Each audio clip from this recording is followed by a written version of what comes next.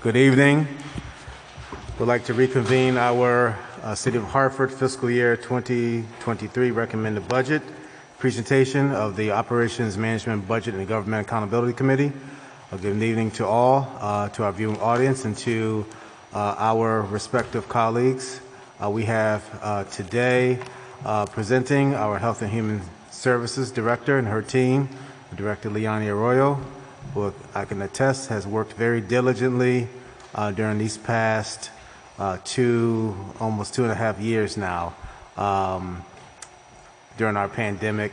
And I would like to publicly say she's done such a marvelous job with her and her team, keeping our city afloat and avoiding a crisis of COVID.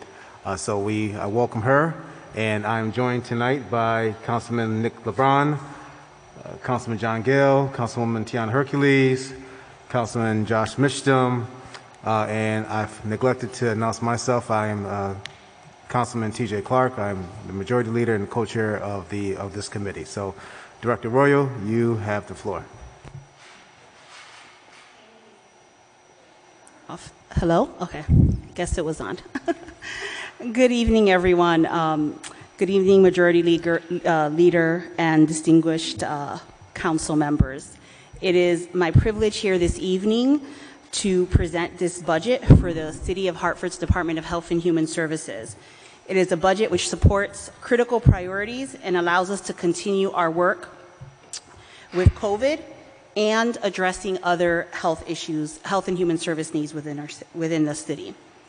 This work cannot be done without the partnership of numerous community agencies that we work with regularly, but most importantly, it cannot be done without the amazing staff that we have at the City of Hartford Health Department, who have shown up throughout the 2.5 years with very little complaints, not many, but have been there tirelessly doing the work during this pandemic and uplifting community members as well as uplifting me personally when the work was hard. So thank you to my amazing team, some of which are here today, others of which could not join us because we have a COVID vaccine clinic happening right now.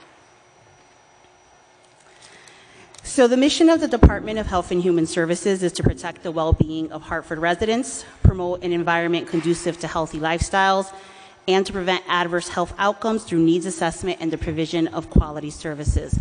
Everything we do is with an eye towards equity and making sure that those neighborhoods and communities most in need within the City of Hartford have access to those services. And so we've done that throughout COVID, constantly looking at data to ensure where we needed to increase testing, where we needed to ensure access to vaccination, and that is how we approach all of our work. That work is not exclusive to COVID.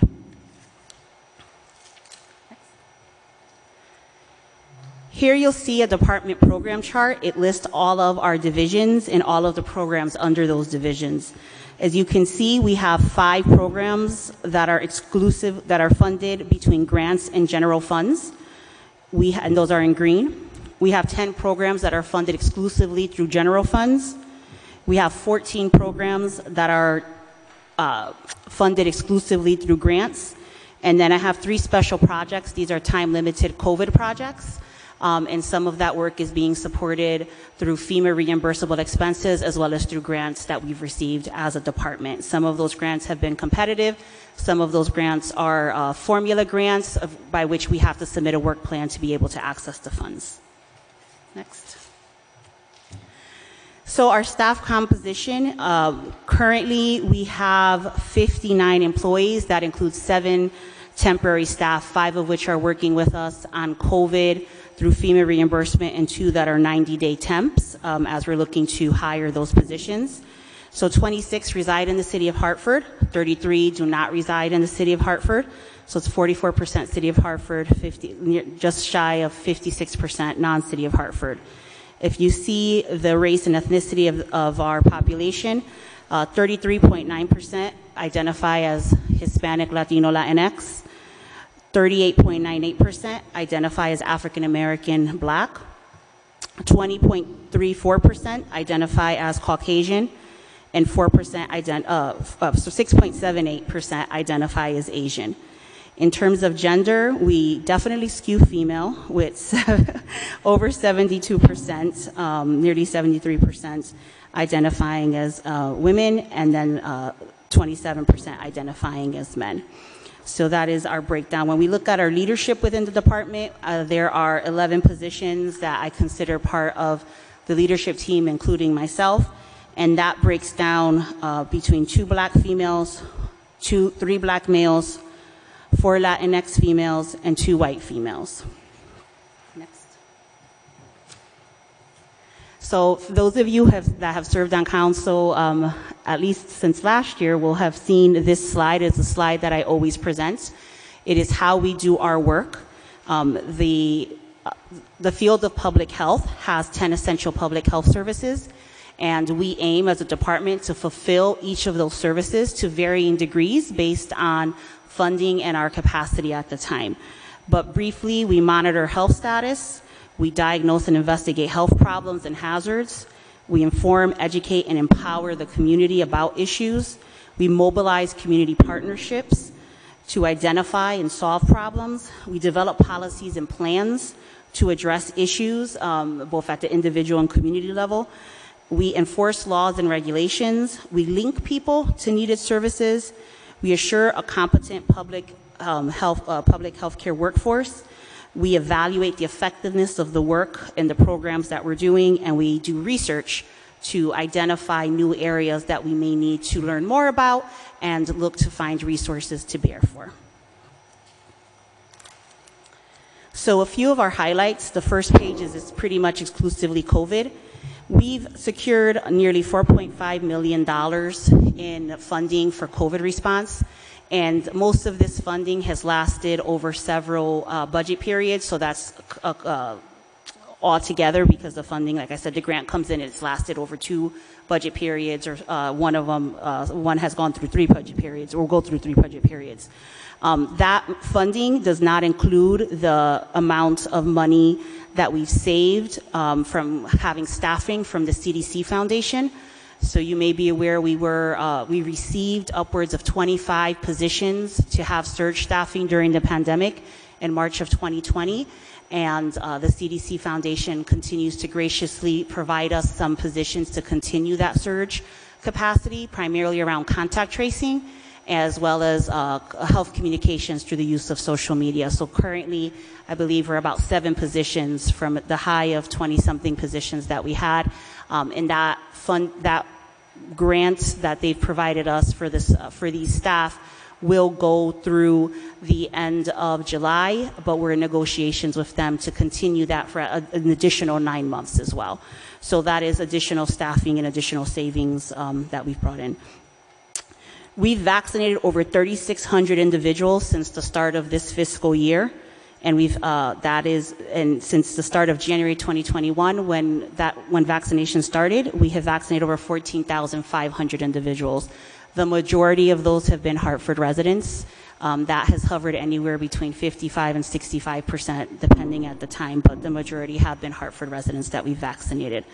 We have held 101 vaccination clinics since July 1st of 2021, with 51 of those hosted at community sites. And we've held 205 clinics since the start of the vaccination efforts. We co-hosted 2 pediatric clinics at Dunkin' Donuts Park in collaboration with Connecticut Children's, Hartford Public Schools, and the Yard Goats. So that was some work that we did there. We were able to vaccinate over 700 children. I believe it was about 1/3 of those were Hartford children that were vaccinated. Our team has knocked on over 9,700 doors, and that's just since that ended in March, that data. And we continue to knock on doors to provide information around testing and vaccination. And we successfully acquired and distributed, with the assistance of our sister departments, over 8,000 COVID home test kits before New Year's Eve. Next.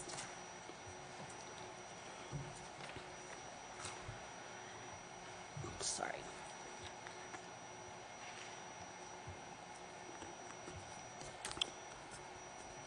Additional highlights from the past fiscal year. We work closely with the Greater Hartford Coordinated Access Network to protect individuals experiencing homelessness here in our city from COVID, including relocating a shelter to a motel during this time. It says 3 here, but we miscounted. We actually completed 4 grant proposals, 3 of which were funded. We just found out about another one today. So we've completed 4 proposals, 3 achieved funding. We continued with our in-person clinic services during the Omicron surge. At one point, we were the only STD clinic in the state offering in-person services during the pandemic, and I'm very proud of our team for doing that. And we also, during that time, received a visit during the Omicron surge from our partners at the Center for Medicaid and Medicare Services, who came down to visit our lab and help certify our lab, and we received a lab report with 0 deficiencies. So very proud of the team there for, in the midst of vaccination and responding to the Omicron variant, they kept the doors open and they were able to receive an excellent report on the clinic. We have implemented a new rodent control tactic using the rodent birth control, which I had mentioned in previous council meetings. So that was deployed at Bushnell Park, and we're looking to deploy that in other locations as well. But that did already start. We reinvigorated the Mayor's Task Force on Opioids and the Local Prevention Council. It had been meeting, but there was not a lot of work happening because of COVID. And because COVID has slowed down, we've been able to reinvigorate that over the past couple months and are working closely with numerous partners to address the opioid epidemic more comprehensively, as well as getting the Local Prevention Council up and running. And we've established a homeless encampment referral and cleanup protocols.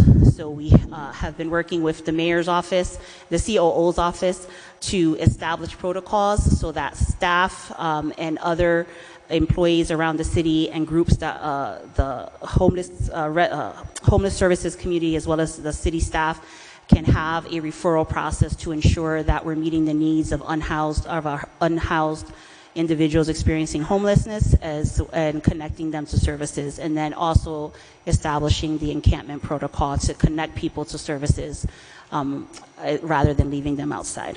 Next. In terms of strategic initiatives, we did get our initial application in for public health accreditation. So we're in the process of pulling together all of the pieces so that we can have a site visit. So we're looking to submit that application fully so that we can have that site visit and hopefully be accredited. We are developing and will work with DDS to develop a comprehensive rodent control plan for the city. We currently have some vacancies in that amongst the rodent control inspectors, and so we're working to very closely with HR with their full support to fill those positions so that we can deploy a comprehensive plan to address rodents in the city. And we're looking at how do we move from the pandemic phase to the endemic phase of COVID, and how do we take the lessons we've learned during this pandemic phase and apply them as surges happen, as new variants come about. How do we do that? And so looking at what other communities are doing to develop a plan here in the city. And then we continue to identify additional funding sources to expand our footprint in the areas that are identified in our community health improvement plan, which a lot of that is based around physical activity, food insecurity, and safety. So we're working closely across departments, and we're looking to identify new and additional funding sources to continue that work. Next. So this is our budget comparison here. As you can see, we've had some changes as things have moved along. In terms of the grants that you see, some of our grants cut across fiscal years, so that's why you'll see the decline in terms of funding. But our Ryan White is a grant that we get every year. That particular grant goes down as we are more successful in testing people and keeping our numbers of individuals that are testing positive for HIV. The federal government congratulates us by taking more money away.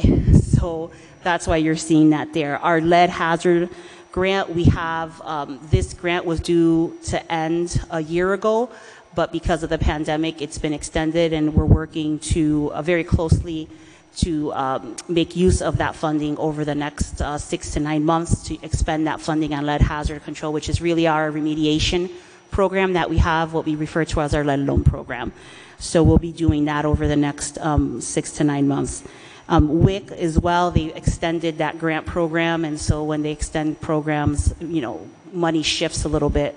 But generally speaking, you'll see we're making up a lot of things in new grants. Some of those are COVID grants. Some of those are some of the new grants that I just mentioned. We received a new grant in HIV. We actually now, the one that we've gotten today is around HIV and opioids. And we've also had, what was the third grant we talked about today? At a moment. Oh, for the other larger new grant was our vaccine equity grant. So that's where we're at with our budget in terms of what it looks like. Next. So our budget highlights and areas of focus for the upcoming fiscal year. It's COVID-19, continuing to support community health workers and COVID outreach through grants to partner organizations. Continuing funding, continuing to pursue new grant opportunities as capacity and needs arise. And then focus on systems building. A lot of the work that we did during COVID, we knew that things are very much interrelated and interconnected. And so we want to find grants that allow us to do this interconnected type of work because we feel it's so much more successful than having these programs in silos. But that's also money that's very difficult to find. So we continue to talk to funders and look and seek grants that may allow us to do that. And then really focusing on the social determinants of health, and a lot of that work is through partnerships. It's partnering with basic needs organizations, partnering with healthcare organizations, and really working on serving as a place where we can refer people, but also do that follow-up to make sure it's not just handing someone a slip of paper, but how do we continue to follow up with individuals that are coming into our office for WIC or relocation or any other program. How do we ensure that we're connecting them to the host of services that exist in the city? And now that the numbers of COVID are going down, we're seeing more places open, and so we see more opportunity to be able to go in and partner with other agencies to do this work. And that ends the formal part of my presentation.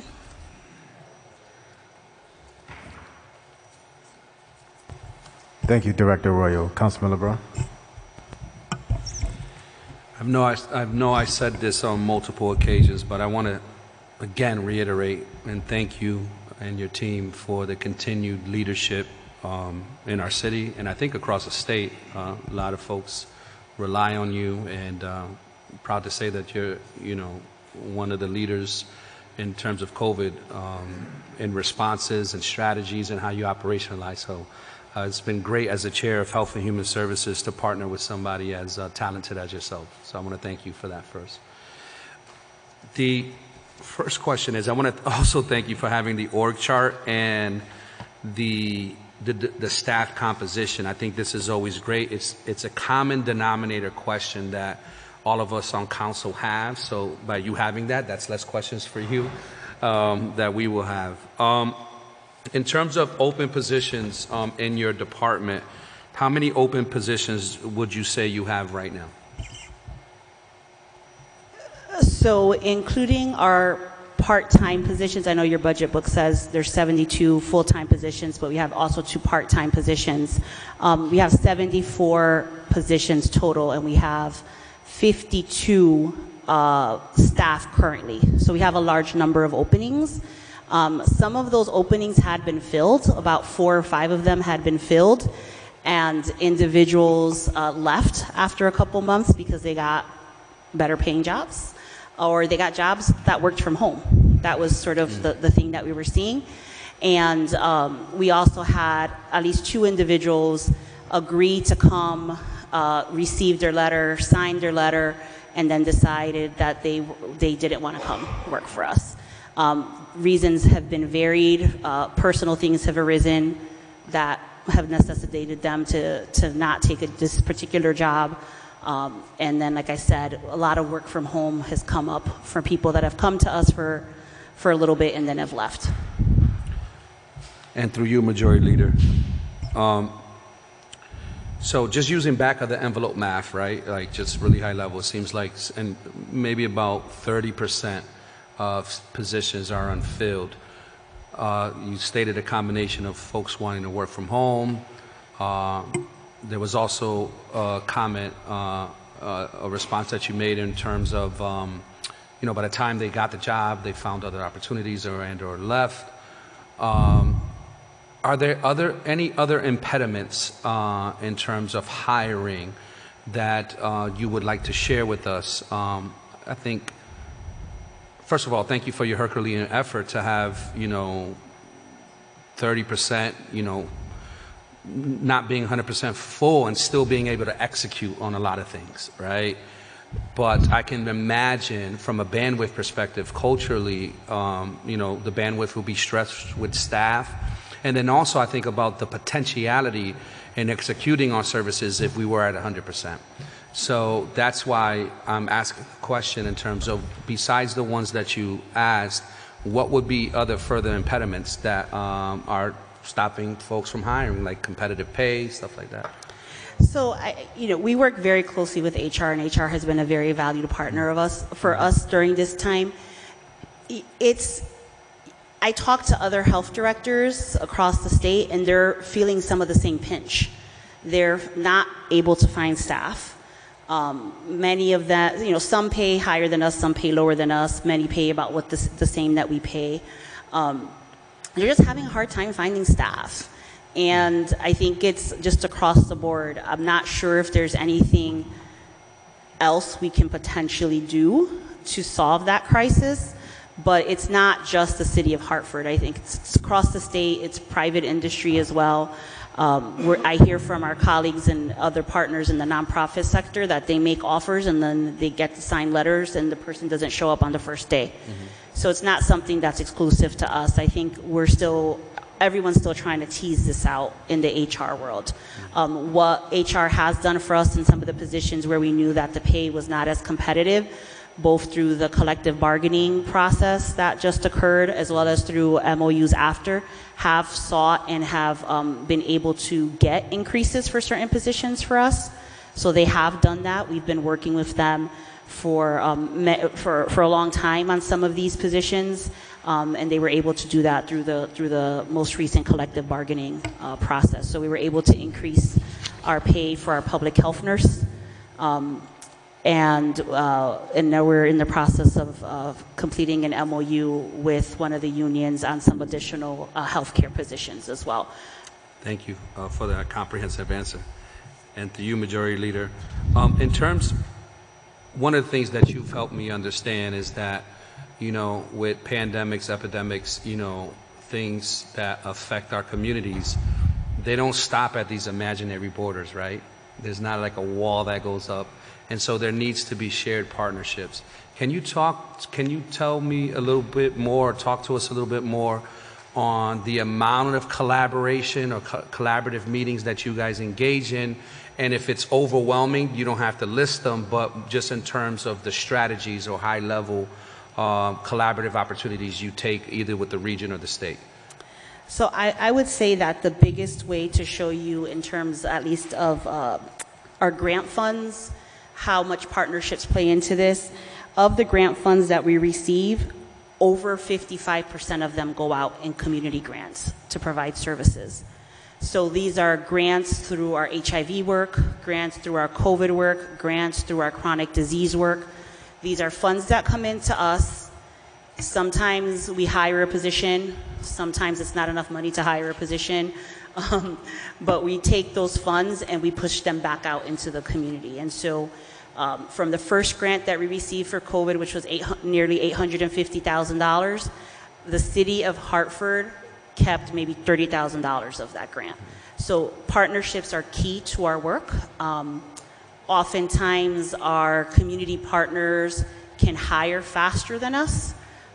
They have different, restrictions. They don't have civil service, and so they're able to hire faster than us. Other times they may have something in their agency that we don't have necessarily. For instance, one of our big partners during for their CHW work has been the Hispanic Health Council. They have a lot of Spanish-speaking staff, and we needed access to Spanish-speaking staff quickly. We worked closely with Hartford Communities That Care at the beginning for a year on our CHW work because they had access to young people, and they work a lot with young people. So that was something that we were able to do. We don't have a program in the department that works with young people on a regular basis. And so we try to identify partnerships from traditional to non-traditional. Hartford Communities That Care was not one that we traditionally worked with as a health agency. That's more on the youth services side, but we brought them in for this work. We have funded federally qualified community health centers through our HIV Ryan White grant. We funded them through our COVID work as well. So it was depending on what the needs of the particular grant were, what the needs that we saw in the data. That was how, and that is how we approach our grant writing process. So it's not looking at trying to bring a whole bunch of staff to the city. It's about what do we need at the city to manage this program and make sure that it goes well, and then what can we put out into the community to get the work on the ground done. Thank you. And through you, Majority Leader, what would be the percentage of the COVID money? We approved as a council several grants over the past 2 years. What would you say, just ballpark figure, the amount of COVID dollars that we have spent in your department that were earmarked to Health and Human Services that we have spent so far? Are you talking about the grants that we've brought in, or are Yes. you talking about ARPA or CARES Act or any of that? Oh, I'm talking about the grants that you brought in. The grants that we've brought in, everything, so the grants that we write are strictly for our department. Right. So from time to time, we may work with other departments, but really the grants that we've received thus far have only been to fund the work of our department. And so everything has been earmarked for the department, but as I mentioned, I would say, at least on the COVID stuff, probably well over 65% have gone out to community. Okay. And last question. The mayor rolled out this past couple months, I forgot when the exact rollout date, with the Iheart team. And I was proud to be a part of that initiative. How much work is the Health and Human Services Department involved in the operationalization of the Iheart team, if there is any? So Patricia McIntosh has been sitting in my office doing this work. I was a part of the initial meetings to develop that, and so I've been working closely with her as she has scoped that out, and in partnership with her around data and things. So I am aware of the big picture and of details around data. The day-to-day is through her and the COO's office, but we are involved in that process, and it's a pilot. As she's moved forward with this, the thought has always been, once these people come into the system, like these residents come into the system, how can we connect them to the services that the health department has? And so I think over time that will evolve. Yeah, because that connection and access, I know, is big for Ms. McIntosh, and particularly for the homeless community. Thank you, Majority Leader, for your patience. Thank you, Director, for your patience with me. Appreciate you. And the team. Thank you, Councilman LeBron. Councilman Sanchez. Good evening, Director Arroyo and team members. Thank you for your presentation. It was great.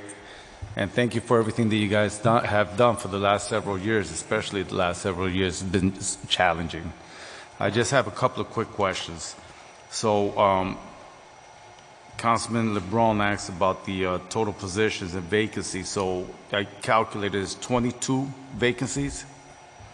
And I'm sure, I'm sorry, because the acoustic here is not that great. What have we been doing to get those vacancies filled? So it's been a combination of things. So Working HR has done outreach and posted to different places that we've suggested. We're also internally sending them out to other groups that we work with as well. One of the things that my team has discussed is doing more of a Health and Human Services fair. We had been talking about it, then Omicron hit. My understanding is that our Department of Families, Youth, Children, and Recreation did do that, and it was successful, and so we want to do the same thing. So we're going to try some different strategies to do some of that, to try and attract more people to our work. Okay, are there any positions within those 22 that there's a possibility that you can probably even ask some of the clients that go and visit your department? So we do, like with the 5 temporary staff that we have right now, we've been talking to them about coming on board. We've been talking to the CHWs as well, if they're interested. You know, some of it's our 5 temporary staff, 3 of them are retired, 2 of them are retired, they have no interest. The other 3 we're working with actually currently on some applications for some of these positions. Okay. So we are doing some of that work. Client-wise, it's something that we haven't explored, but it's definitely worth doing and seeing if there's opportunities through our WIC program, letting people know that there's positions available, because that's the biggest list that we have in our home visitation program. So that's something that we can explore.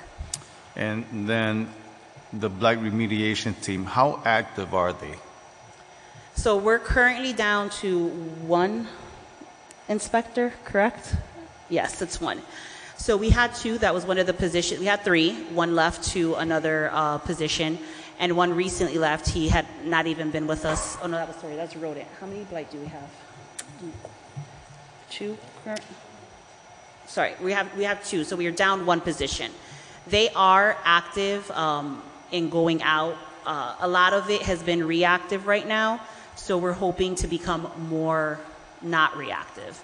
And so part of that is having a discussion with the team and being able to do that work. Okay.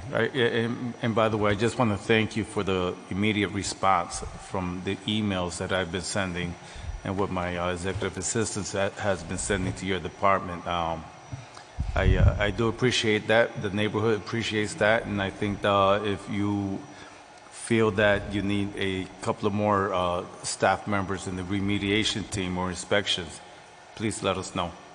Well, thank you. We have increased, I think it was 2 years ago, you provided additional funding, and we did increase by 2 inspectors, and then the mayor also increased our rodent control inspectors. So we've increased over the last 2 years 4 positions there. I'd like to see us fully staffed to see what the actual needs are. So at this point, I would, again, thank you for that, but I really want to see what it looks like when we're fully staffed and what we can accomplish. Oh, okay, thank you. Appreciate it. Thank you, Councilman Sanchez. Councilman Gale. Thank you, Mr. Chair, and good evening, everybody. Just picking up on the last question about the blight remediation, it's been somewhat confusing for me and perhaps for others. We seem to have some blight people in DPW, some blight people in developmental services, and we have blight folks with you. Is that efficient? Should they be combined somehow, or what's your thoughts about that? So, I mean, I can't say whether they can be combined or not. I would have to think about that a little bit more and talk with my colleagues. What I will say is we all work very closely together. So we do function as one team. My blight inspectors, the 3 positions that I have, they focus on what we call nuisance, on the public health code. So they're enforcing of the public health code. When we do that work, we then submit that to DPW if people are not responding, and they send out the cleanup team. So there's synergies there, and we work together. Our team doesn't do cleanup, DPW does, but we enforce public health code. So that's our role.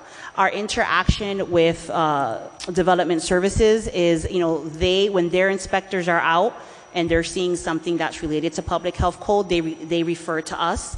But they're also working on those blighted properties that they have the list of.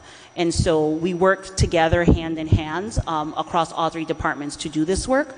So I think there efficiencies, I'm not sure more efficiencies can happen at this point, and we are regularly meeting as well to make sure that we're working together.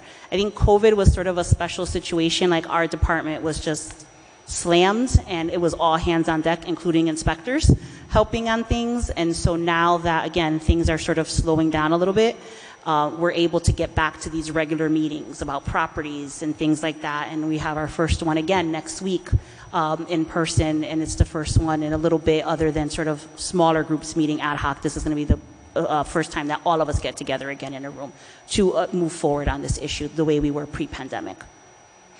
So DPW mows the lawn, or the grass or whatever, but if there's rats there, that would be you.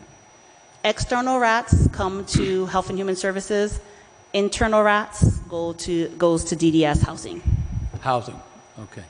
On the external rat question, I want to go back to something we talked about last year and see if I can get an update for this year, because as I recall, there was some issue where you only had one person in the department who was certified to do something with respect to the killing of these rodents. Is that situation changed at this point? Or? We continue to work on it. We thought we had someone identified that was willing to become certified. Unfortunately, that person took another position during the pandemic, but that was who we were looking at. And then we brought in someone else, and that person they were just with us for a couple months. So we have to identify someone, and it hasn't been easy. Right now, the big focus has been on getting our certified food inspectors, or getting our food inspectors certified, and working closely with the state, and now then looking again at rodent. But yes, it's still on the radar. We had identified someone, and Glastonbury stole them. Well, it sounds like it's consistent with the other personnel issues that you're having in terms of trying to attract talent and onboard them. Looking at your budget itself that you presented, it was like $13 million.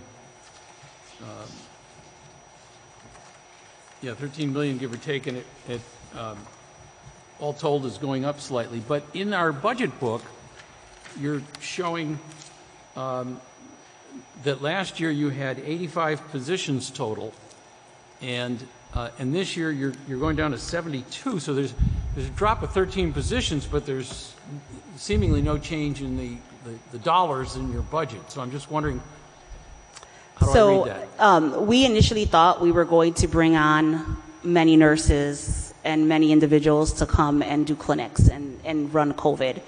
When it proved too challenging to do that, we then went towards working with partners and putting that money out towards partnerships to run additional clinics. So we shifted what we were doing in response to the situation that we found ourselves in. So that was why the numbers went down. So you're still doing the work that you anticipated doing last year, but instead of the 13 positions being funded here, you may be contracting out for some of those. Mm-hmm. Thank you, I get it.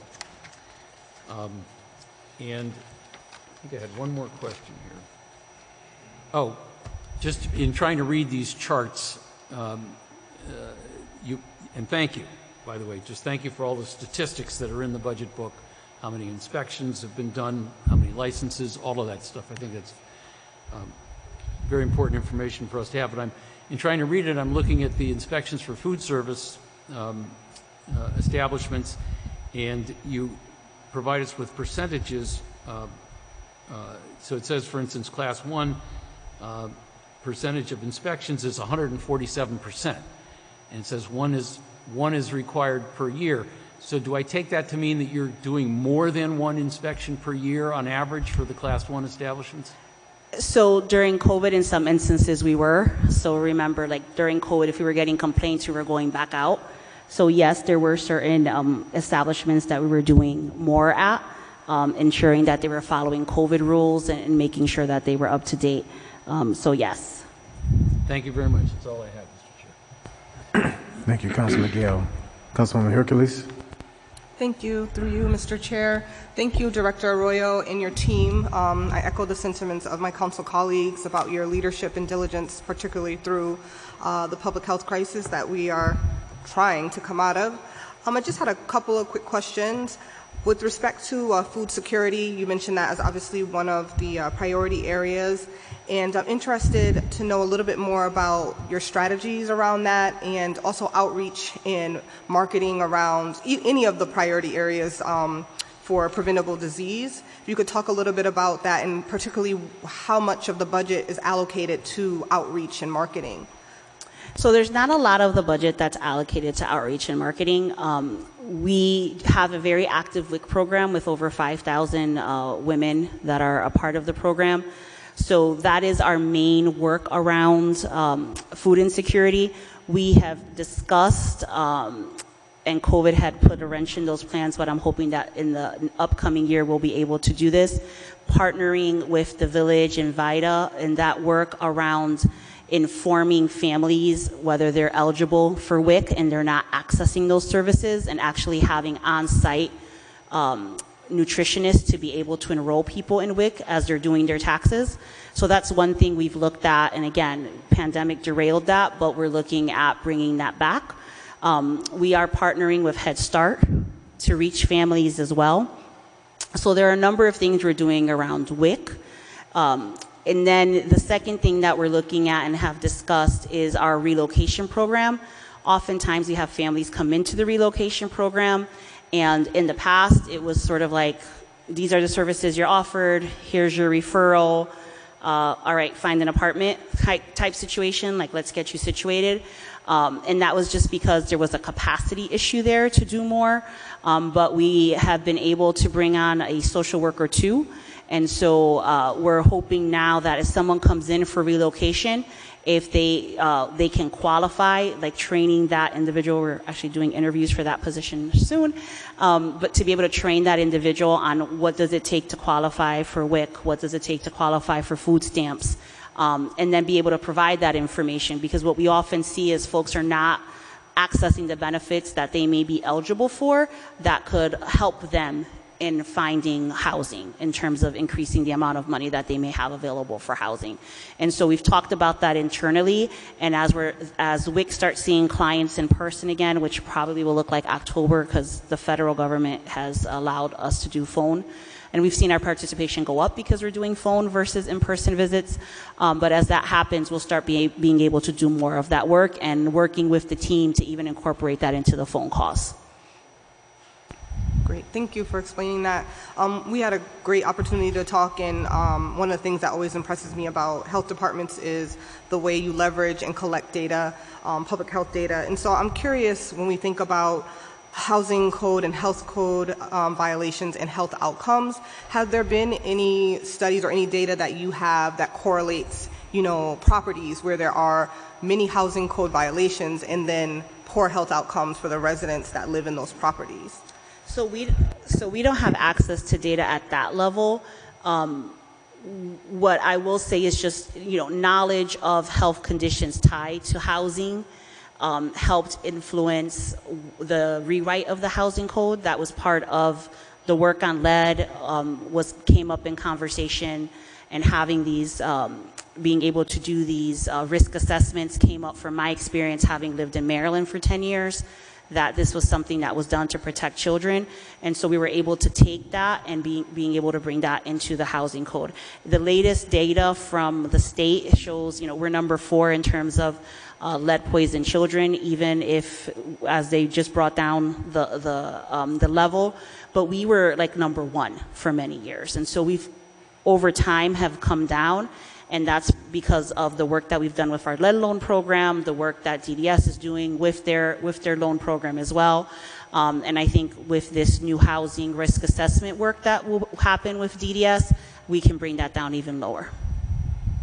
Thank you. And this may be a little bit more of an operational question, but if you'll indulge me for a minute, because it may have implications for the budget.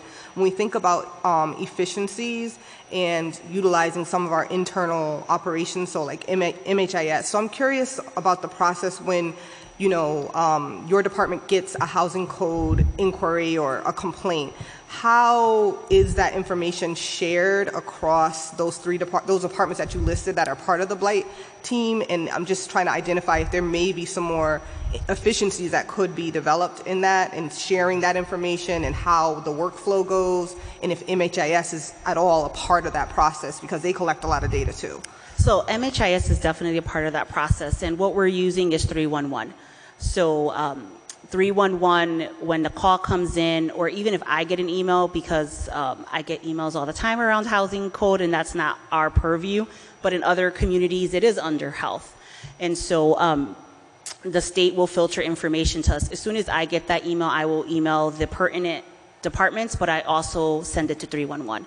And so 311 is really where we house that information. where I can, call Janice and say, can you run this type of report for me or that type of report for me?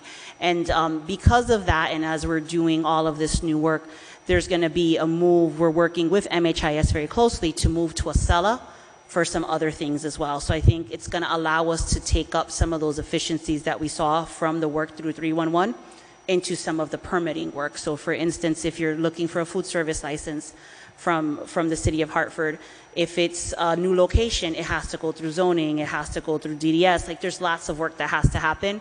And right now it's a lot of paper and sending people from one place to another, and that is highly inefficient. Acela will be able to help us with a lot of that. Thank you. Councilman Mishta. Thank you, Councilman Clark and Director Arroyo and everyone.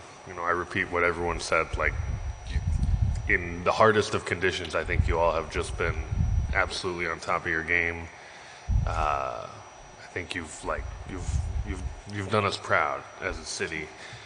And I would say, personally, Director Arroyo, there's been a lot of times when I, in my day job or in my community contacts, have had some random particular question, and you always know the answer, and it's awesome to be able to call you for those things.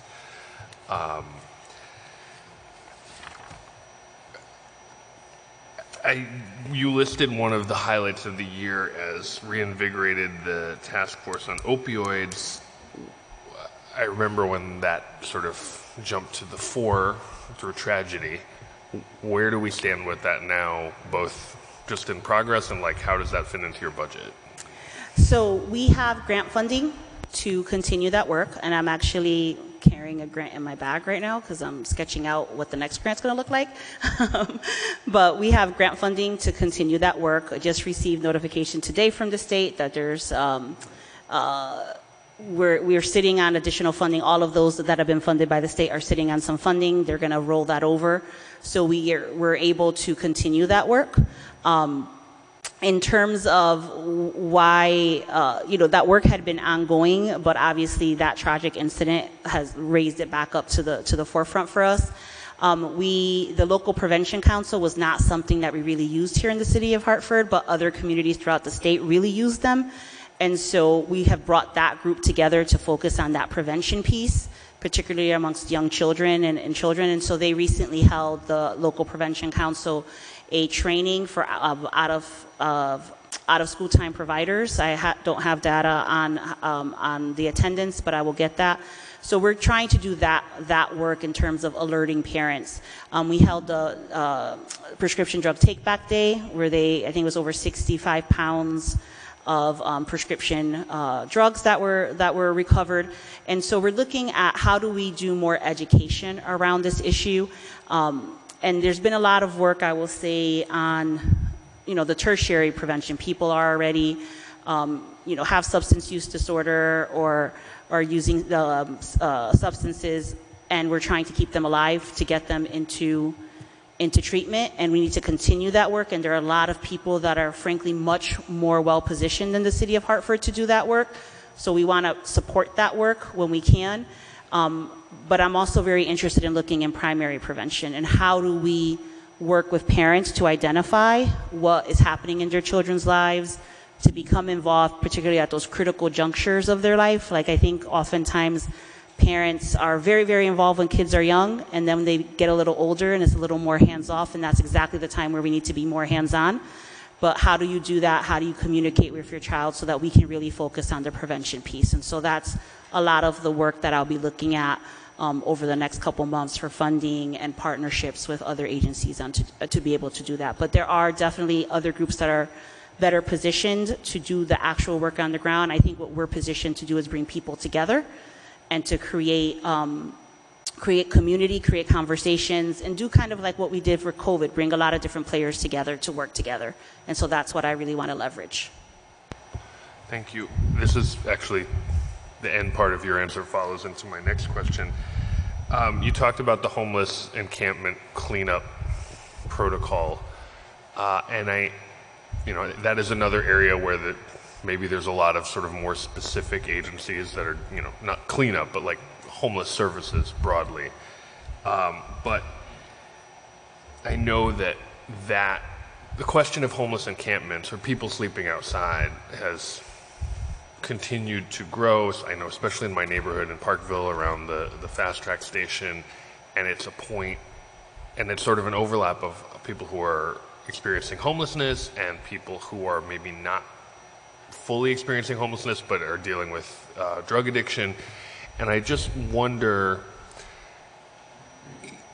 if you had a magic wand that made money appear, what would be next steps in terms of trying to meet the needs of that population, folks who are just not coming inside despite, you know, the best efforts of outreach, especially to maybe try to lessen that conflict when those folks bump up against the folks who live and work in the neighborhood and then the police get called. Like, in an ideal world, where would your department like to see more spending and efforts if you could? So I think the work that the community groups are doing is critically important. And there was quite a bit of funding that came through during COVID for them. I think this does in many ways requires a regional response. It's not something the city itself can take on. And so I'm hopeful that through the opioid settlement funding that has been approved, that we have an opportunity to work with the state and to work as a region around this issue, because you know, folks are using the fast track coming from other communities because drugs are cheaper here, and then they get stuck here. And so we have to work with the region to address this. You know, I don't have a wand that does money, but the opioid settlement will bring some. And so I think that's where, you know, we will work closely with the mayor's office, with Hartford Police Department, with the Greater Hartford CAN to address that and to see what's the best way. But there was a lot of money that came through for housing, and unfortunately during the pandemic, there was not housing available because people, you know, it's a revolving door. It's an unfortunate cycle that we have as a society, that people get evicted where people can move in. That process wasn't happening during the pandemic, which is obviously a good thing, but it also left all of this funding that we had to house people not being able to also be used. And so obviously there's greater issues than what the city can do around affordable housing at the state level. Speaking of evictions, which are going up, you talked a little bit about relocation services and the work that the department does. And something that I've been hearing a lot from constituents, and this also goes to some of those inspection questions that my colleagues asked, is that folks who are making rent, right, like they're working and they can pay rent, they have really lousy conditions in their apartment, right, and are wary of calling in the city because the inspectors only come when they get called, and so then the landlord knows. So they want to move, but the impediment is like coming up with 3 months rent at once.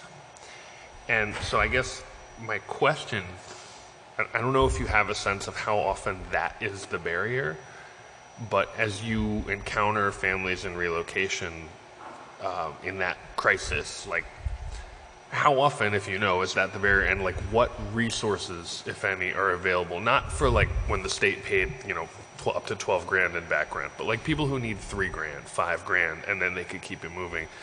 Are there resources that you can refer them to for that? So there are resources. Those resources often come through the Greater Hartford CAN system, the Coordinated Access Network. It often starts with a call to 211.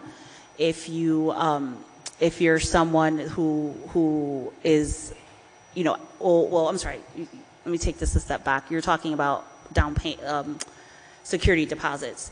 Security deposit wise, for people that are already in housing, I am unaware of resources that are available for them. If someone's at the point of experiencing homelessness, there are resources that are available for them through the Coordinated Access Network. But in terms of that, I'm not aware of many resources.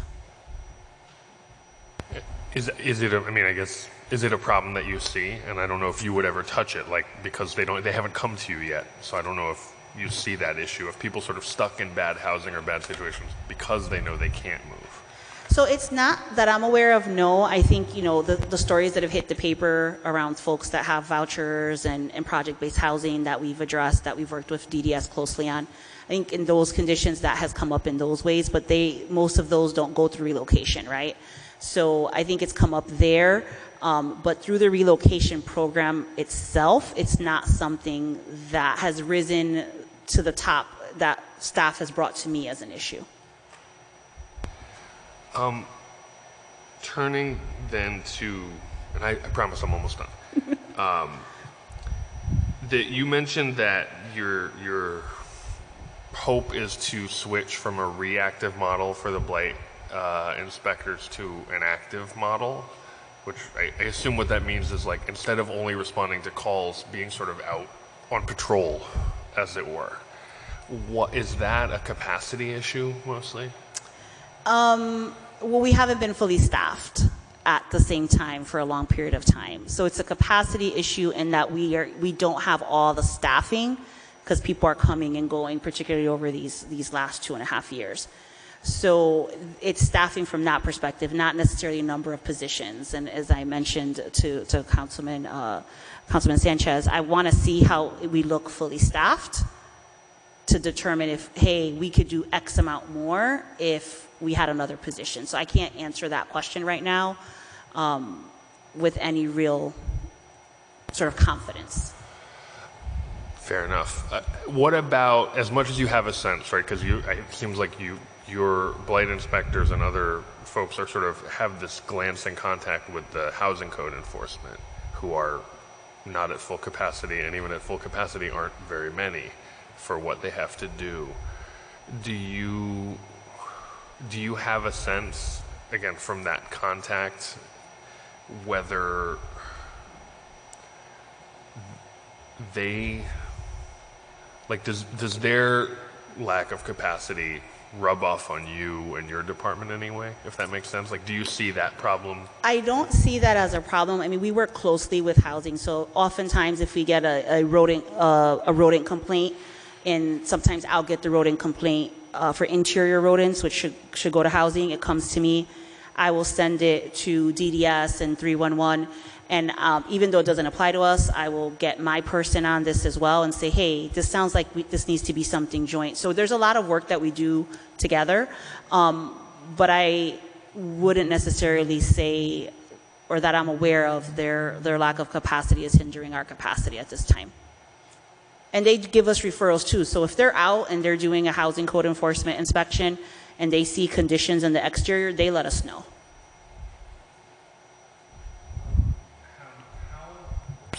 How has,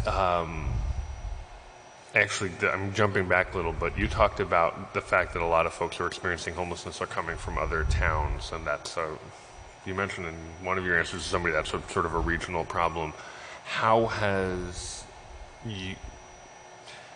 are you getting good cooperation and willingness to contribute resources from your counterparts in the neighboring towns from which a lot of folks come? So we've worked with the CAN on that in terms of the CAN taking the lead about requesting resources, and we've encouraged that. You know, we established a Greater Hartford outreach team that not only just served Hartford, it also served surrounding areas in terms of if we got a phone call. I'm going to interrupt you because I realize it seems like I asked the same question and you're giving the same answer, which is my fault and not yours. I really mean, like, in terms of direct interaction with other, like, your literal counterparts in other towns. I mean, we talk about it, but money's not forthcoming. That was what I was getting at. And my last question, you, in your areas of focus, you talked about re-engaging work designed to strengthen the department. Is that, how does that relate to sort of overall capacity? Or does that not relate to overall capacity, but to something else? Can you repeat that again? I'm sorry.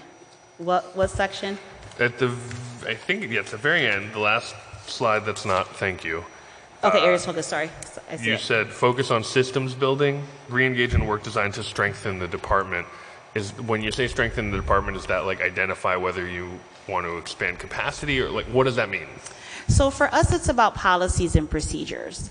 There's a lot of institutional knowledge in my department, but it's not written down.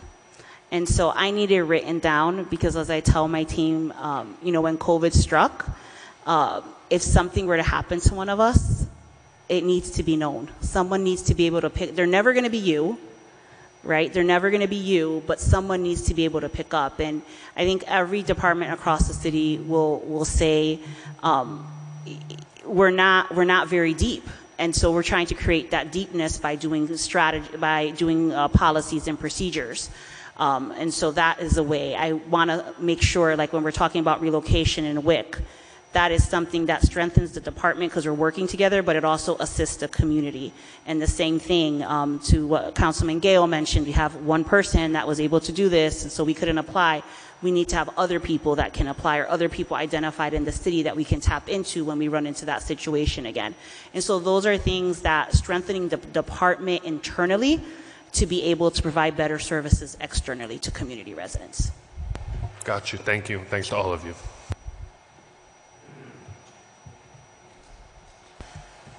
Councilman Sanchez. Thank you, through you, Mr. Chair. You mentioned lead earlier, and that just struck a chord. I sent you an email about a study that was performed out in Santa Clara, San Jose, California, about aviation leaded fuel use. And I'm just curious, besides the lead remediation program that we have, and I believe you also go out and test the paint on the windowsills and things like that, right? Is there a line item, or do you have in your budget to have a study done for the lead in the air from the airport that we have here, the Brandon Airport?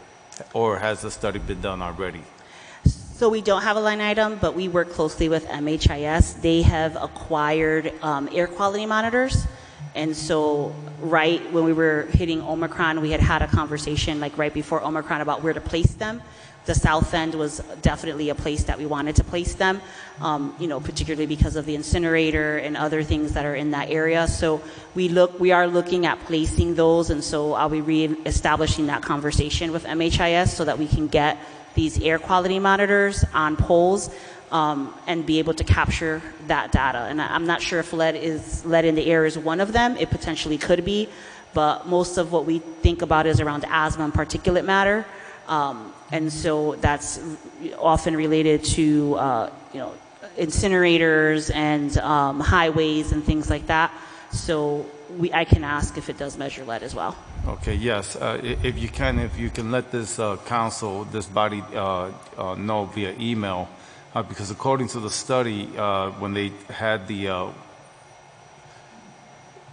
when they were testing, I believe, over 18,000 children, the blood lead levels was 20% higher than your average minimum requirement, ACL, right? So it'd be interesting to find out what's going on, because obviously, our city are majority black and brown folks, and as you know, with the wastewater treatment plant and the mirror facility, but specifically the mirror facility where they just decided to plant in our backyard with no consideration to our children, has caused a increase in asthma as well. So I would appreciate that. And then just real quick also, just to make sure I understand, as far as the remediation, so you handle the exterior. So if there's mattresses, garbage just laying out on the side, somebody just moved and dumped sofas out there, tall grass, overgrown bushes, that's what you handle, right? Anything that's on the property is ours. Anything that's on the sidewalk or on the roadway, on the curb, is DPW, is my understanding. Yes. Okay. So we do work together because often these things go hand in hand. But that is my understanding of the delineation, sort of like internal rodents, external rodents. When it comes to what we call nuisance, It's on the property is what we're responsible for. So mattresses on a property, anything like that. If the mattress is on the curb, that's a DPW call. And that's why it's under disease prevention, correct? Because of what health issues it may bring from rodents or what have you, right? Rats. Well, rodent is under environmental health, but yes, is around disease prevention and sanitation. And then the fire department also has a blight remediation, I believe, but they handle when there's someone, for example, who's a hoarder, where the egress is blocked by a huge amount of whatever they save, and that's when they get involved. So they are often the first call around hoarding, simply because they're getting a call for service, and so they'll come into a unit and then notice a hoarding situation, and so they often serve as a first indicator to us that there might be a hoarding problem. When that happens, we bring together Health and Human Services because of senior. Just senior protect. Often it's seniors, for the most part, it's seniors that we see. We also bring in DDS on the housing side because sometimes that is leading to vermin that other people may be complaining about. So we get these calls around hoarding in numerous ways. Usually they'll come in through fire, or they come in through DDS as a complaint around vermin in an apartment and affecting a building. We come in to see if there's services or whether this needs to be a referral to Senior Protective Services. Okay, and then DDS, their blight remediation team handles structural. If it's a broken window or the staircase is broken or peeling paint. Well, they have their list of property, like the main list of properties is my understanding of that they are responsible for. They work with us in that if there's other properties as they're doing their work that show up that need that have overgrown grass or anything else, they refer those to us. So it could be that one of those properties could end up on their list later on, but they've done their survey of the properties that are on their list. Okay, thank you. Thank you, Mr. Chair. Thank you, Councilman Sanchez. Thank you, Director Arroyo. Great presentation. Please keep up the good work and have a good night. Thank you.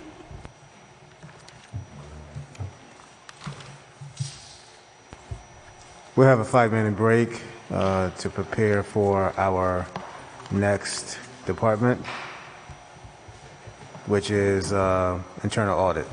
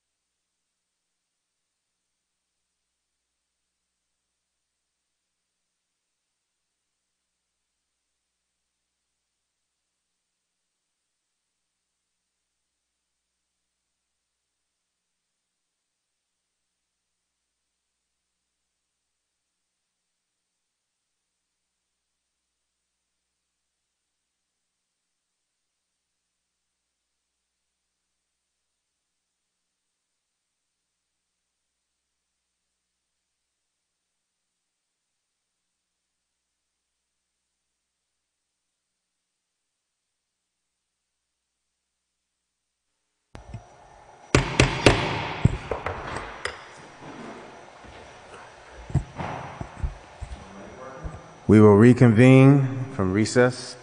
Can you check to see if your mic is working? It's working now. There we go. There we go. There we go. All right. All those bangs. Our second department budget is the Internal Audit Department for the City of Hartford, and we have Craig Chahiru, who is the director of our chief auditor for the City of Hartford. And so, Craig, thank you very much, and That's correct. take it away. I got a big audience here. Yeah.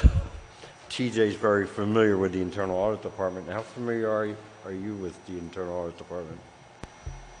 Not that familiar, so You went through the presentation, right? yes. Okay. Like TJ said, my name's Craig Trujillo. I'm the chief auditor. I've been with the city 15 years. Let's see what we got here. Our mandate in accordance with the municipal code. Municipal code established an internal audit commission back when Eddie Perez was made. We changed the form of government.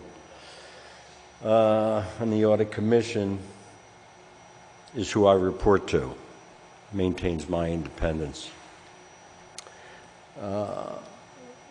We conduct financial audits, operational audits of all the city operations, including the Board of Ed, the stadium, fire, police, everything under the jurisdiction of the city. The Internal Audit Commission is comprised of 3 people. What's interesting is when they wrote the municipal code on this, I believe this is the only audit commission, the only commission that the members do not have to live in Hartford, even though all 3 of our members live in Hartford. Their terms are 4 years, and they're staggered. One is appointed by the treasurer, one is appointed by city council, and one is appointed by city council at the recommendation of 2 from the top 10 taxpayers. I believe that is a topic for change with the Charter Commission, correct? Yeah, that may be changed. I report directly to the Internal Audit Commission. I don't report to City Council or the Mayor's office. That maintains our complete independence. Of note that the mayor cannot reduce our budget from the prior year. Let's see what we got. What's next?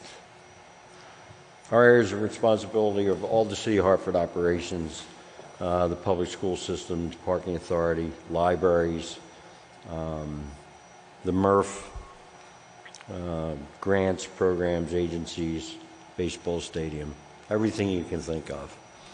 And I have an inventory of all what we in a profession call the auditable areas, and we've identified, I got around 170 different auditable areas for the whole city.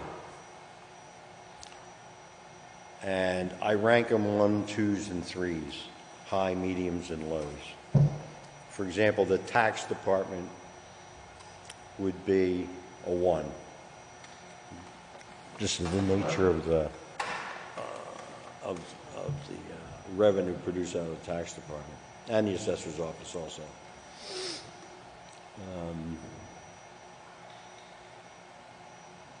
Historically, we've had a rotational basis on audits, and we try to get to the high exposure audits at least every 3 years. The 2s, 3 to 5. The 3s, 5 to 7. Depends on how it works out. We generally shoot for a minimum of 20 audits per year, and then we allot time for special investigations, special reviews, something a council member may want us to look into, or the mayor's office may want us to look into something, or we may get requests from third parties within the city through our fraud hotline, or contacting me directly, or coming through the audit commission or through some other member of the management team.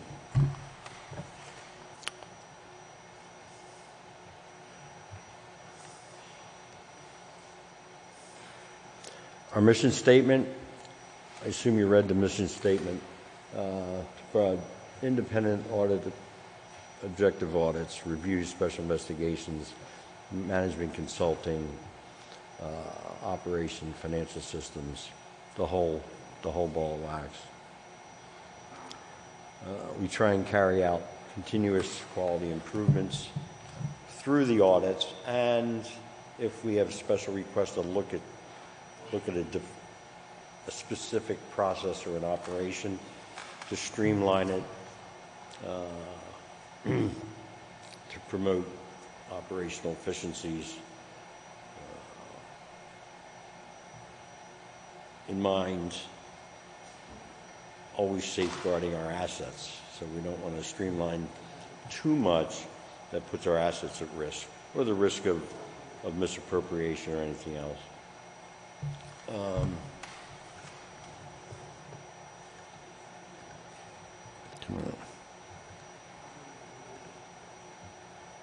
Our budget, we're fully staffed.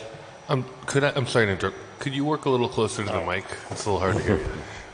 We're fully staffed. I'm the chief auditor, and I have 4 auditors. 4 of us are all CPAs, and one of us is a certified internal auditor. And there's other significant designations that we all hold. We have no administrative support, and we have no need for any administrative support.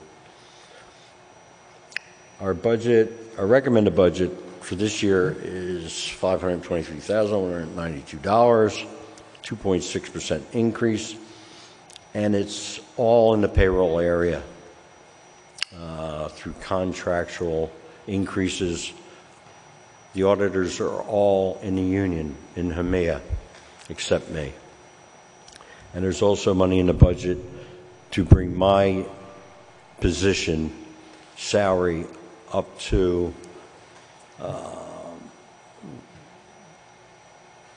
other department heads and other chief auditors in the market.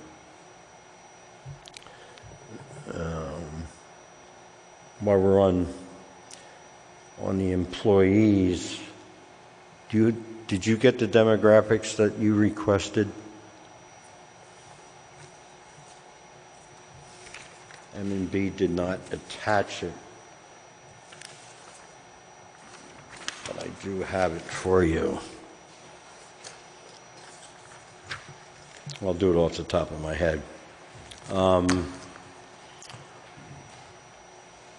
We have 1 Hispanic.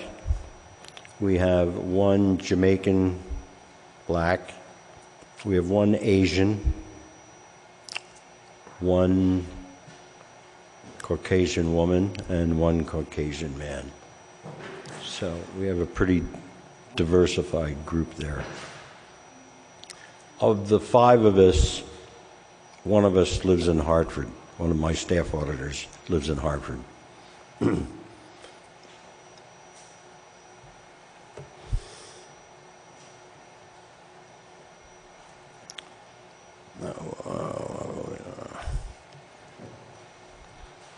What happened?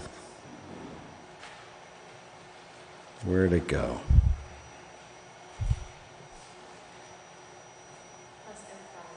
F5? Where's F5?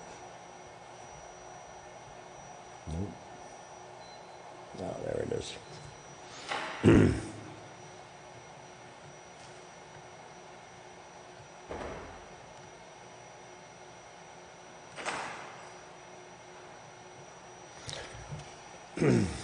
Some of the highlights this year, I put together a list today, but from the slides,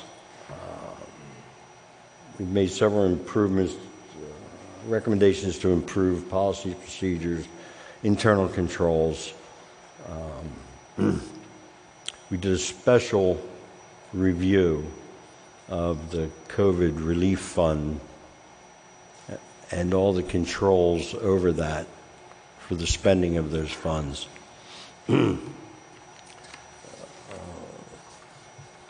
Also this year we did a lot of work on following up on our prior audit report recommendations and cleaning up. It goes back 3 or 4 years. That function used to be with M&B, and I took it over 2 years ago. We're still in the process of following up on all that. We did a lot of work and got a lot of recommendations completed.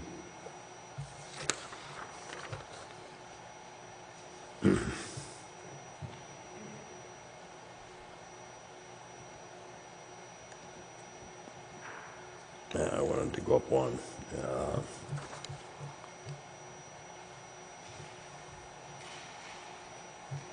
Special reviews. We had a couple of very interesting special investigations this year, which you were all copied on the final reports that were issued. We worked with finance on when they revise policies and procedures in finance. Leanne runs a lot of it by us to look at it. We throw our comments into it. The entire staff has maintained their educational requirements for their designations this year. We're all in pretty good shape. I have the internal fraud hotline, and it's been quiet. It's been always quiet. We really don't get a lot of, we hardly get anything coming through the fraud hotline, which is noted out on the Hartford website.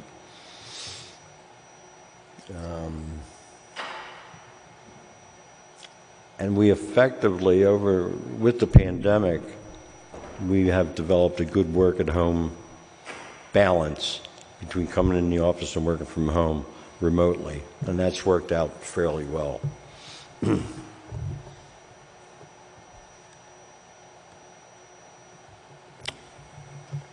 That's about it. Open for questions. Thank you, Mr. Chief Auditor. I'm sure I'm going to get some good questions. Councilman LeBron. Nick's first. How you doing, Mr. Trio? What's that? How are you?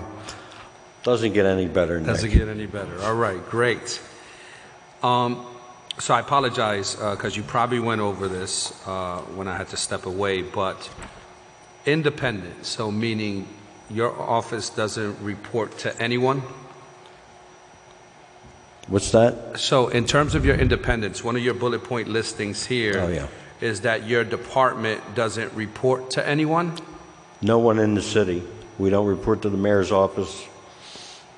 Before we went to a strong mayor, the chief auditor reported to city council. It was actually called council audit. That was all changed, and the commission was set up. So we report to 3 independent commissioners. The 3 independent who are unpaid. Who are unpaid, correct. Yes. one of those appointed commissioners is selected by the top 10 Top 10 taxpayers. taxpayers, That's right? the way it was originally written. Correct. In your knowledge, how often do those top 10 taxpayers meet to discuss the job of the person they selected? Wow, that's a great question. We've struggled with that because we just went through that whole process.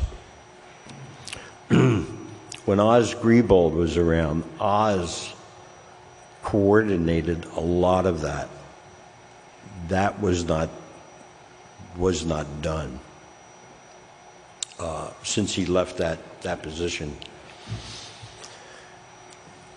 What we did this time is I went to, actually the code reads that the city assessor, John Phillip, is responsible for coordinating the 10 top taxpayers.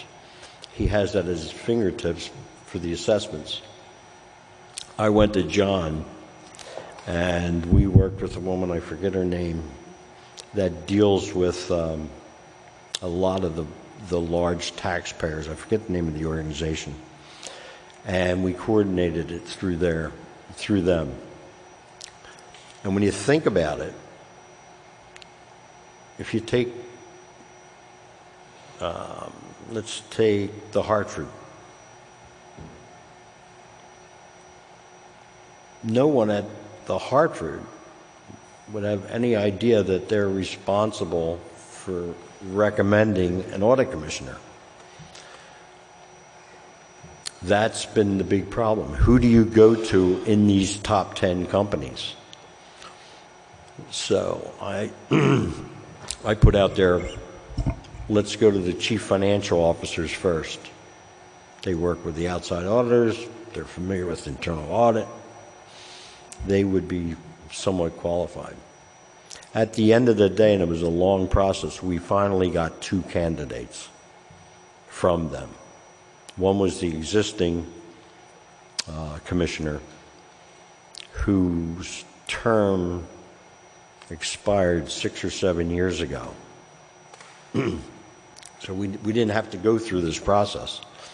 So now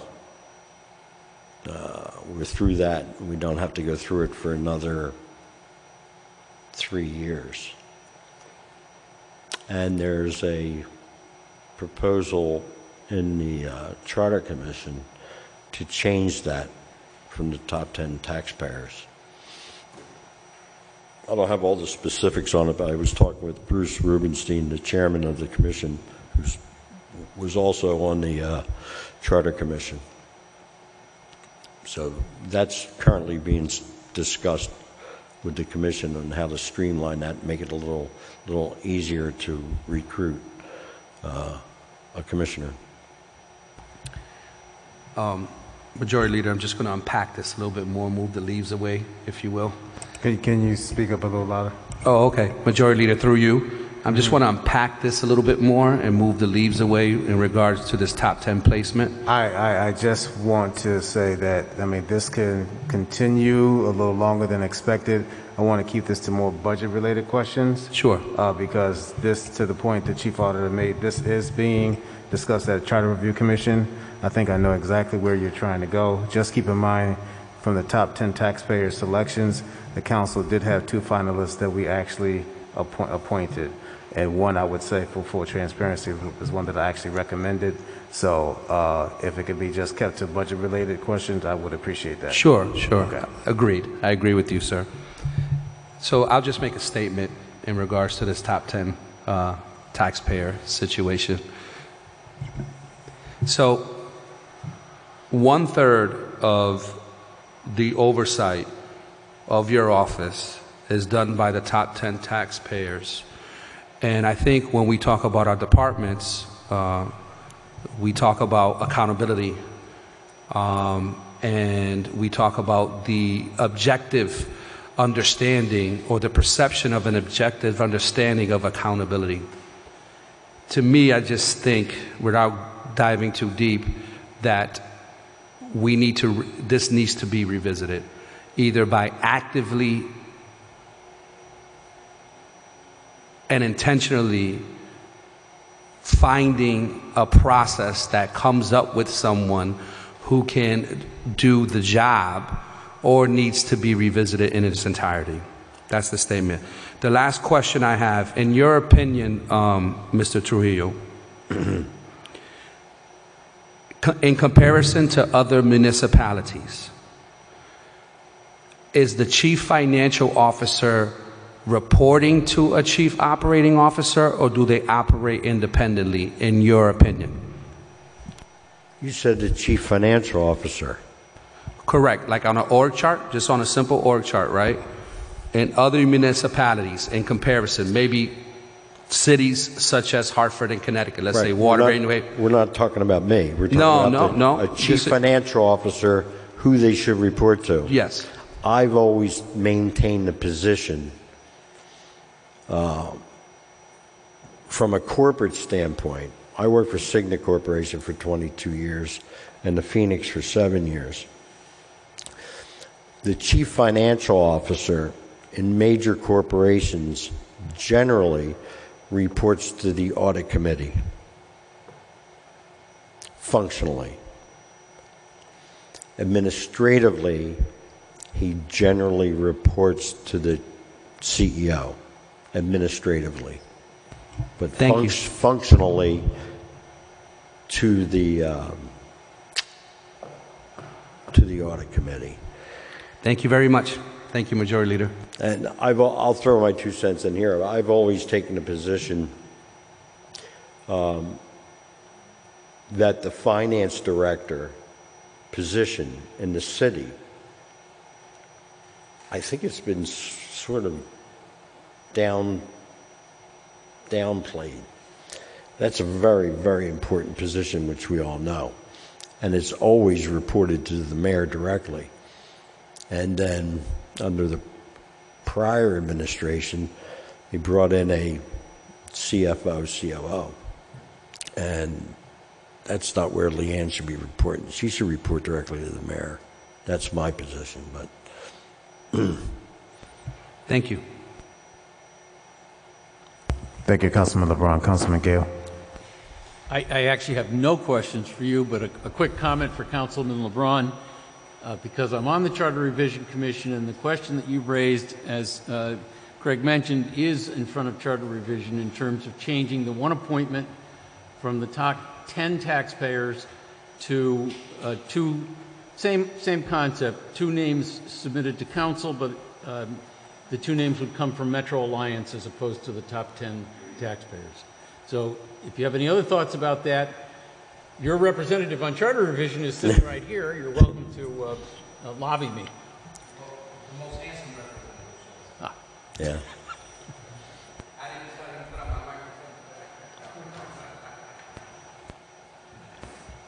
Any other questions for our Chief Auditor? None? Thank you, I don't know if that's good or bad. That means that you're doing a very thorough job. We appreciate your work, and thank you very much, and have a good evening. Thank you very much.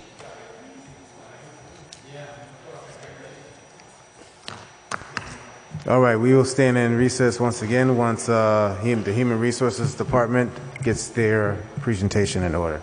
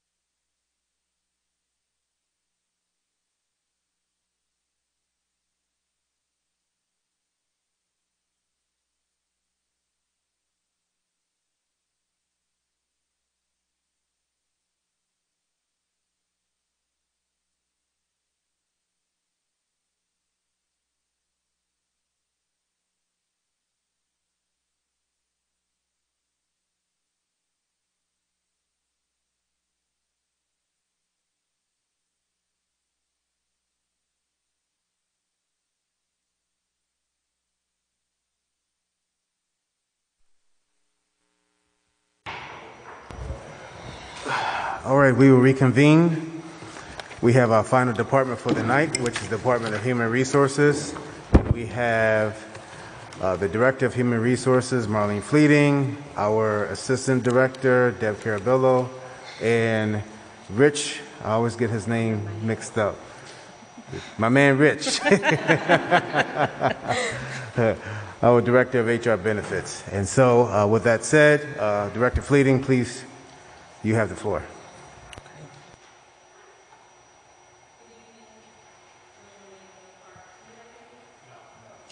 Can you hear me now? Okay. Good evening, Majority Leader Clark, all members of council, and all those that are absent. Thank you for your time and opportunity to present to you this evening. I am Marlene Fleeting, Director of Human Resources and Labor Relations. I would like to thank Mayor Bronin and COO Montanez for this opportunity to serve, which allows me to present the Human Resources budget for FY23. I would also like to thank the best group of men and women that any director can ask for, my HR staff, for their hard work, commitment, and continued support. Now we will get started with the presentation. The Human Resources mission. The Department of Human Resources is committed to providing effective guidance and support to all city departments with respect to hiring, managing, developing, and retaining employees, labor relations matters, and benefits administration. By establishing human resources policies and procedures, the department provides fair, consistent, and clear standards to be applied by the City of Hartford as an employer. The department provides direct services in the following areas: compensation, classification, benefits, employee relations, labor relations, training and development, recruitment, and HR technology. In addition, the department serves as a resource to department heads and city administrations on matters involving collective bargaining agreements and state and federal employment law. The recommended budget includes 16 full-time positions as outlined in the org chart. As you can see, our department is made up of 4 units: administration, employment services, labor relations, and benefits.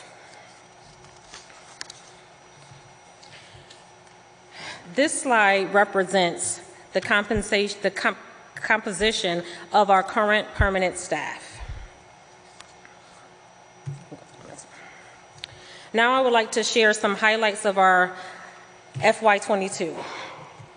Public safety. To date, HR has administered a total of 26 examinations, including 4 promotional fire department positions and 2 promotional police department positions. 3 entry-level police officers that included written, physical agility, and oral examinations.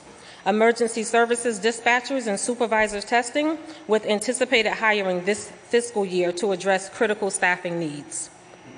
In non-public safety, between April 1st, 2021 through March 30, 2022, HR recruitments resulted in hiring 164 new employees.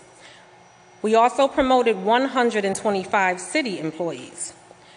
We calculated over 240 retroactive salary payments to employees for negotiated general wage increases. In training, HR partnered with the Office of Equity and Opportunity and contracted with Leadership Greater Hartford to evaluate the city's training and professional development needs. Based on recommendations, a citywide professional development plan will be developed. HR and the Office of Equity and Opportunity partnered to ensure employees attended mandatory sexual harassment and ADA trainings. Some of our FY22 highlights and benefits in labor. Benefits administration. Health and wellness initiatives. Continues to implement virtual employee wellness initiatives, including the following: nutritional seminars and contests, coaching, and mental health campaigns. Fit Body Strong Challenge. 80 employees have participated to date. The next session is scheduled for June 2022. Healthy Wage. 12-week weight loss challenge. 38 participants so far, with a total weight loss of 211 pounds. Virtual Employee Benefit Fair, scheduled for April 27, 2022 through March 25, 2022. Informational webinars such as Voya 457B, Solutions EAP, Wellness Concepts, and Cigna CVS Health HSA. ongoing health communication campaigns, and private one-on-one health coaching with on-site health and nutritional coach available 2 to 3 days a week. As COVID, we continue to support city departments with COVID-related matters to minimize the impact on department operations, including the implementation of COVID vaccination software to help determine employee vaccination status for potential exposure, response, and operational direction. In employee and labor relations, collaboratively worked with leadership in city departments to identify critical vacancies and negotiated changes to job descriptions, pay, and qualifications to reflect current market data to assist with recruiting and retention. We negotiated increases to salary and upward mobility paths for the recruiting and the retention of city lifeguards. We closed 30 grievances to date in FY22, which is the 67% of which were resolved or denied at the HR level of grievance process. We negotiated fair and equitable contracts with the HPA and HPA unions. Now we'll give you some information on current trends in the labor market. Many businesses have been affected in the past 2 years, which has also impacted hiring. In 2021, 47.8 million workers in the U.S. left their jobs voluntarily. This is the highest number since the Bureau of Labor Statistics started tracking full-year data in 2001. This number remained elevated in January and February 2022 at 4.3 million job quits per month. The national average annual turnover rate was 57.3% in 2020, with 33% of surveyed employees stating that they quit their job within the first 90 days of employment. The U.S. total employee turnover increased 42% in 2016 to 57% in 2020. Government employee turnover remained steady at 18% until 2019, when it increased from 18 to 24%. 1 out of 6 Connecticut government jobs remain vacant as workers continue to leave. The 17% vacancy rate is almost double where it stood 2 years ago. As of today, May 4, 2022, there are 1,444 full-time positions within the city of Hartford. Of those positions, 10.9% are currently vacant. As a result of hiring challenges, HR has begun new recruitment and retainment initiatives. We've partnered with city departments to review potential changes to job descriptions and compensation, and created and negotiated upward mobility opportunities for part-time classifications such as the lifeguard and recreational series. We're supporting the development of new certification programs to train city residents in positions with low applicant responses in partnership with Capital Community College. We're developing a remote work policy. We're developing citywide professional development program, and contributed to the creation of a City of Hartford recruitment video. Some of our strategic initiatives are to negotiate collective bargaining agreements that are fair and equitable, partner with departments to prioritize the hiring of Hartford residents, particularly within public safety positions, update policies and departmental procedures, provide mandated and optional training opportunities to city employees, continue to automate HR systems to reduce administrative burden and increase organizational effectiveness. As you can see, our budget is actually $10,074 less than last year. This is because $40,000 of our funds were removed from our budget and transferred to the Office of Equity and Opportunity to cover the cost of EEO investigations. Salaries were increased 2.2%, particularly due to contractual union increases. Some of our budget highlights and areas of focus in FY23. More than 50% of our FY23 budget is allocated to recruitment and testing. FY23 budget includes funds for contractually required fire and police promotional testing, continued focus on technology and adjustments to salary ranges of certain HR positions to be more competitive and assist with attracting and retaining critical HR staff who are responsible for the delivery of human resources functions and services in support of operating departments. Our areas of focus. We continue to focus on ways to attract Hartford residents for jobs to the fullest extent possible, with a focus on diversity, inclusion, and representation at all levels.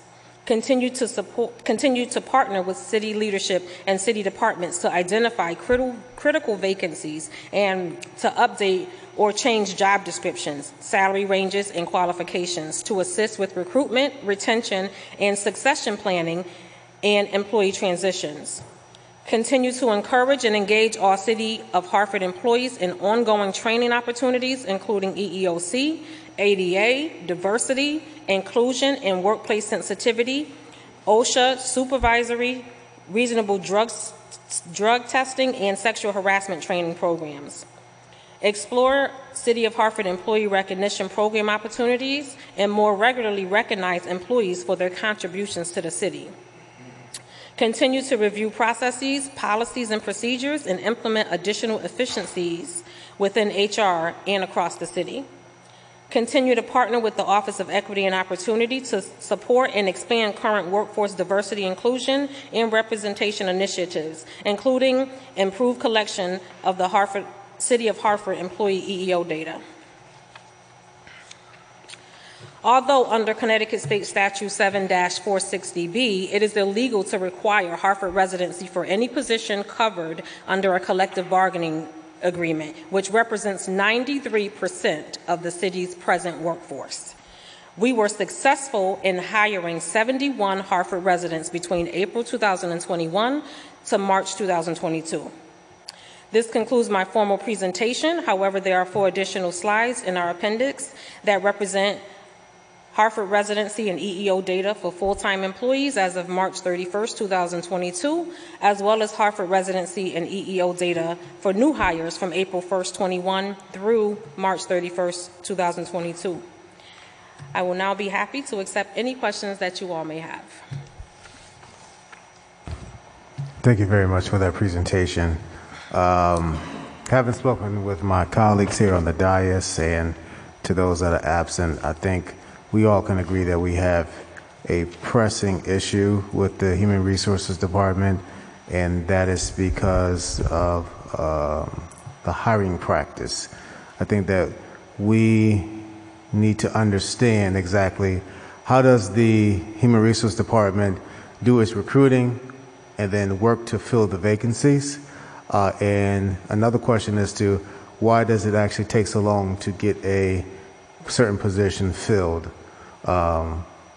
between going through the HR process and getting that person put into that particular department that's hiring.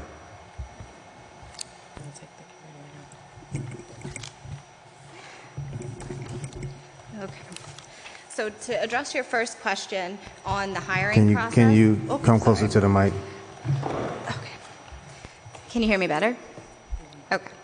So to address the first question regarding the hiring process, the first part of that process is when a vacancy or a position is becoming vacant, the department head will complete a position review committee request, and that request will come to us, and then the PRC committee will meet. They meet every Tuesday, and that consists of the Human Resources Department, the mayor, the COO, Corporation Counsel, OMBG, and they review the position request, and OMBG and Finance review it for budgetary purposes. After it's approved through PRC, that goes down to our analysts, and our analysts can then take the next steps depending on the civil service process. So depending on the position, if it's a position that we have recruited for within the last year, if it's open competitive, meaning it's open to any applicant, whether it's a City of Hartford employee or someone outside of the city, or if it's a citywide promotional position within the last 2 years, we would have an existing list that we can check and see if there are eligible candidates for. If there's no existing list, we will then post that position working with the department to see if there's any additional changes that they need regarding the job description. And then we use the job descriptions that have been negotiated with the unions, and we post the position onto our NeoGov, which is our applicant tracking system. NeoGov works with Indeed, and so it does post it on there. It's posted on our website. And then depending on the department, some departments give us other resources to post on. For example, Public Works, we post on the American Association for Public Works. Some finance positions we can post on GFOA, which is a government finance association. So once that happens, we do have to post for a minimum of 2 weeks. And depending on the number of applications we get in, we will take a look at them, and if we think they're going to meet the minimum qualifications after we do a review, the position will close after those 2 weeks. Our team will review the applications. We'll create a list of eligible names. We'll do a training. We will rate them and score them. Once that is complete, we will send a notification to the candidates letting them know if they qualified for the position or if they did not. And then if they did, they will get a certification letter letting them know who to contact to interview, what department they're interviewing for, address, contact information. And then from there, we send that certification list to the department heads, and they will then conduct interviews. The appointing authority will make a selection, and then we will start the process of onboarding and offer letter and things of that nature. If the department does not make a selection, then we will go through that posting process again, or depending on the number of applicants we had, the number of interviews, the feedback from the department, we can have discussions with the department about if this is the right position that they're looking for. Are there additional changes that need to happen to the job descriptions that we could potentially work with the unions for? And we can kind of take next steps from there. So that's kind of like the quick overview of our hiring process from start to finish. Sometimes because of that process, it can take a little bit of time for some positions because it has to go through PRC, which can take a week maximum, depending when the department head gets that request in. The posting takes 2 weeks. We do take some additional days to review them. Then the department heads have 5 days to complete interviews, and they have 10 business days to return that cert list back to HR. We recommend 10 business days that they return it back to us, but depending on their schedules and what they have going on, sometimes that does take longer as well. And then we have to go through that onboarding process, which requires a background check that can take up to a week, physicals with St. Francis that can take a couple additional weeks, and then the candidates do wait for those results often to come in before they give their 2-week notice, and we can actually bring the person on for their first day. So with the PRC, how has that policy come into existence? How was that actually established? So under Mayor Bronin, the PRC was developed because of our financial situation that we had back in 2016. The mayor wanted to make sure, or not really make sure, but he wanted just to see all department spending. So he wanted to, any department that would like a salary justification or a new position, he wanted just to see it to make sure that it was fiscally, responsible, and OMBG reviews it, and we sit weekly, and I, as a HR director, presents the positions, and we go through it. As soon as he says yes, which is an hour meeting every Tuesday, he says yes, I come downstairs, I give it to my team, and they immediately notify the department. Am I missing something? Yep. Sorry. Just to give you a little historical background on that too, eons ago now, we used to have the paper forms. I don't know if you remember them. They were called Form A's and Form B's. I remember, yes. Yeah. Yep. So the Form A's were like what we do now with the PRC, and so you had to fill out the top portion of that, and then it literally would be routed from one department to the next department and signed off on. And once it secured all of the signatures, then HR could post on it, start the recruitment process. So to kind of streamline that, as well as to look at the fiscal responsibility, we made this a live process. The new administration made it a live process. So instead of having to physically go to different departments and secure a signature, there's a short form that departments have to fill out. It just contains certain information, what the position is, the salary, what generally it does, if there was an incumbent who left, who that incumbent was, and the number of positions that they need for that. And then that's done on a weekly basis, so it actually streamlines the process a little bit instead of it having to go from one department to another. So historically, it was done in paper form, and now it's this electronic form, and then that's submitted to the PRC committee. Thank you for that. Yeah, I remember that Form A and Form B. So with that, who, for PRC, who makes the final decision? Is it a committee as a whole? Is it the mayor that makes the final decision? Does he make his decision based upon the vetting? Can you just educate us as to how that decision from PRC turns into the job posting and then going through that process? So when I present to PRC, I already have in front of me what the department wants as far as the position and the salary and so forth and so on. Before we meet, the PRC request goes to OMBGA. So they then give their comments to say, okay, it is budgeted, it's not, and so forth and so on. And when I get in front of the administration, which is the mayor and Thea, I present, and the mayor then makes the final decision to say yes or no. Gotcha. And then I'll kick it off to my colleagues. The issue that we have also had, we put in a non-financial resolution that was passed regarding having this was for the last budget session, to change the job descriptions. Some of the job descriptions are archaic. I know some still have the old language that we use still today, principal, administrative analyst, and all those. And I know that we were talking about that this has to be an agreement with the union. Has there been any discussion yet regarding upgrading, doing a complete rehaul of job descriptions? I know it's a tremendous undertaking, and just wanted to know, has there been any discussions too regarding HR looking to get some outside assistance from HR firm to help with this process? Thank you for that question. I know in the past there were 2 comprehensive classification studies that were completed, neither of which were implemented. So in order to address immediate needs, HR works with departments to identify critical positions and negotiate changes based on the department recommendations. To date, we have 26 classifications that we've changed due to job descriptions, either in job descriptions, compensation, or upward mobility. Okay, and so far as the complete overhaul with that, has there been any discussions as to when that's going to start?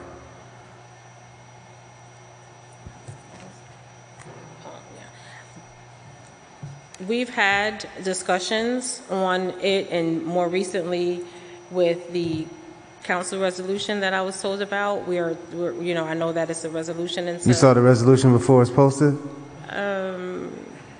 Well, it's all right. Things leak out. It's not public knowledge yet, but things happen the way they're being leaked out. That's all right.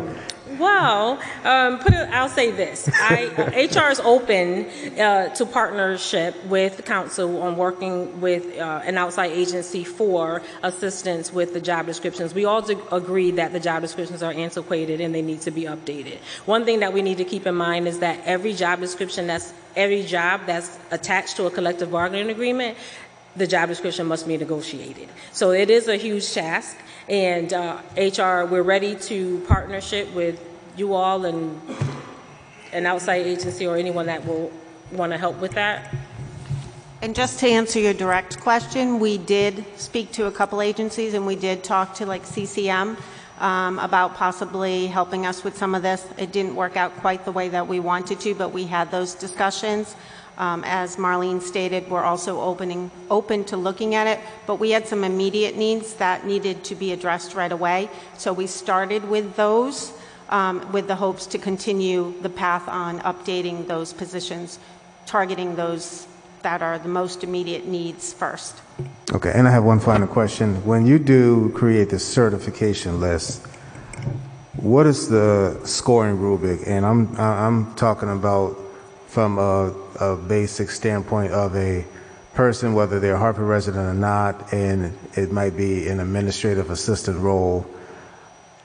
if they have the experience but not the education, how do you deem that a person, let's say, is not qualified for the position, but in actuality they are, based upon their experience that they have, which is present on the resume?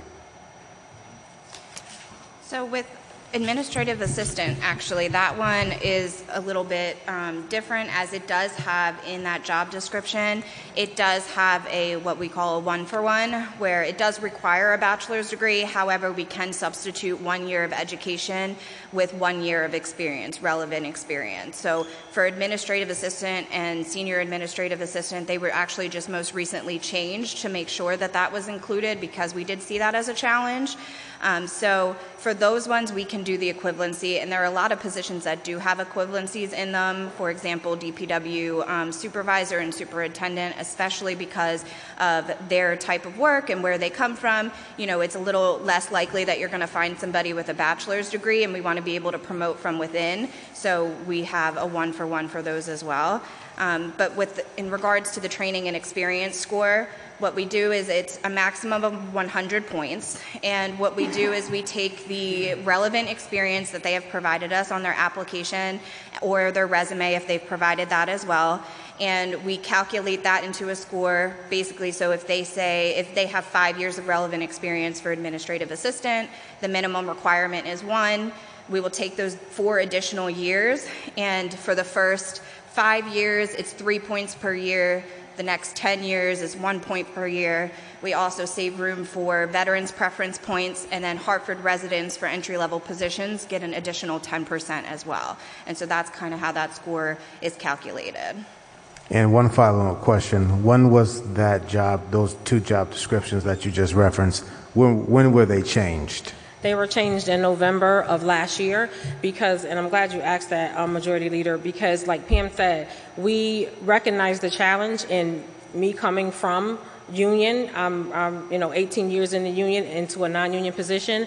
It is, when you see challenges and you know that individuals have worked in this organization, and you see we want to have upward mobility, and so when you see a senior admin job description, or an admin rather job description asking for supervisor experience, you're like, well, wait a minute, this is, how can they have supervisor experience if you're not giving them opportunity? So I personally reached out to HMIA's president along with my team. We rewrote the job description, asked for HMIA to come in. We sat at the table for a few hours and doing things, and we were able to change these job descriptions. So I'm very proud of that and what we've done so far with that. Thank you. Councilman Gill, you have any questions? Yeah. Throwing me off here, but it's like when we lost Councilman Bermudez and I had to be ready to vote quicker. Little sidebar here, sorry. Good evening, everybody. Thank you all for being here. This is a great crowd. We've been talking about the hiring process and the problems, and you mentioned that this is not unique to Hartford, apparently, that this is something that government at all levels is seeing, and I take it private industry is seeing, and I take it in your department you're seeing it, because if I look at your chart, you seem to have 25% of your own positions are vacant. Do I have that right? Yes. In our department, and I'm glad you asked that, Councilman Gale. In our department, our most senior person in the analyst series has been here 2.5 years. After that, there's 1 year, another year, 6 months, and 4 months, and then me as the director for 1 year.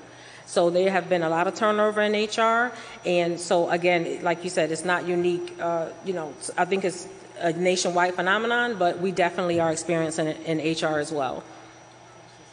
And so, and you may have gone over this already in answer to Majority Leader's questions, but speaking with respect to your own department, what seem to be the impediments to filling those positions? Well, compensation is, when you look at the way today's market is, and just in general, our compensation is not competitive, which is why in my budget I have, I have put in to increase our salaries. We have the benefits aren't what they used to be. It's not, back when I started 21 years ago, it was like, oh my God, you work for the city of Hartford, you have hit the jackpot, right? That is not the case today. Today we cannot compete with the state. I'm sure all of you know what the state is offering their employees, from sign-on bonuses to 2.5% increases and so forth, so on. Non-union, they received an increase last year, but before that it was like, I think 2009. Yeah. Yeah. Right, 2009, and then another small one if you had been in non-union in 2000, if you had been here for 4 years in 2004. But I say all that just to say we must become more competitive with our salaries. We must do what we can do to retain and attract talent. Retention is also an issue, as you can see from the numbers I just gave you of my current department. When I came on as director last year, I lost 4 people in 1 month, for better career opportunities. So, we continue to struggle, but I also continue to work very hard with my senior team, and doing the best that I can do. I put in salary increases for this budget, but in addition to that, I'm a big person on morale. I'm big on morale. I'm big on thanking my team. I don't come in the morning without I don't go into my office without going to each and every desk to say good morning, and that's every day. And I make sure that we have a good environment. So I work very hard in doing that. And it's not to say just to pat myself on the back. It's because employee morale is important. People have a choice to go anywhere they want to go. But these men and women that work in my department work hard, and they choose to work for the city of Hartford because they love what they do and they love this city. So I, every day, try to just let them know how appreciative I am of their service, which speaks volumes, by the way. Well, thank you for that. I'm sure the staff thanks you for that as well. And we've certainly all heard about morale throughout the city. But in listening to you, it sounds as though if council were inclined to look at your budget, it's not that you need more positions, it's that you need the positions that you have to be paid more. Would that be an accurate statement? It would. Going back to the review committee that was discussed, and my question is, if I understand the process, a department head wants a hire, gives some limited information as to the person, the position, etc. You and OMB look at it to make sure that it's in the budget, and then it goes to this committee. Right. Labor looks at any labor impacts it may have, and then we forward it over to OMBGA, and they look at it for any financial implications it may have. They come back before we go in front of the PRC committee. They give their yes or no, or their whatever they feel is according to that position, and then I present every Tuesday to the mayor and his executive cabinet. So can I assume when you present, you're presenting job openings that have been essentially vetted for legality? If the committee wants to hire this person, they could hire this person because OMBG has said, yes, this fits within the budget, that type of thing. Do I have that right? Yes, and we have looked at it as HR as well. And you look at it. Mm-hmm. So my question then is, are there times when the job is seemingly okay, it fits within the budget, it checks off all the correct boxes, but the mayor says, no, I don't want that position filled right now? No, for the most part, the mayor is very supportive of any positions that come. The mayor's main objective is to make sure that it's fiscally responsible and that we don't have any labor implications as far as HR, and things of that nature. He doesn't say no pretty much to anything that comes before him in PRC. Just a formality. Thank you. I have nothing else. Thank you, Councilman Miguel. Councilwoman Hercules. Thank you. Through you, Mr. Chair.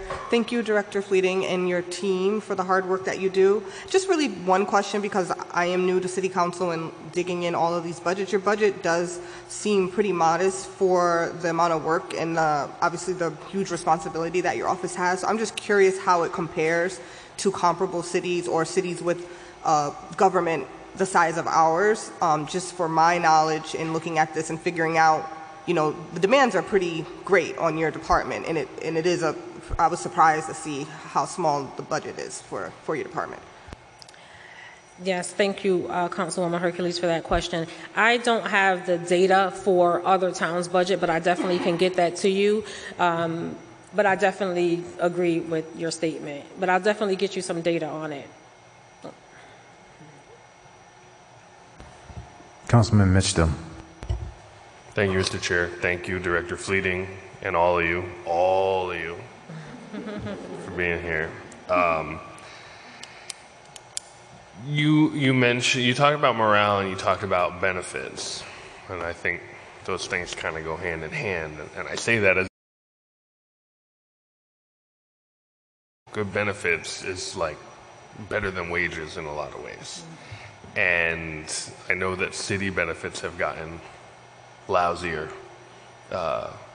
in the last it was right before I came on council that I heard about there was some change, but I guess that's kind of been a long steady decline. Mm-hmm. Yes.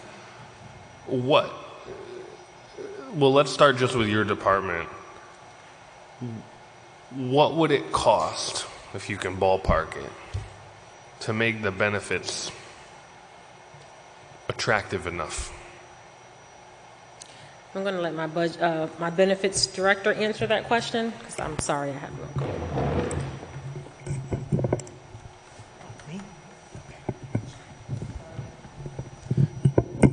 Thank you. I apologize.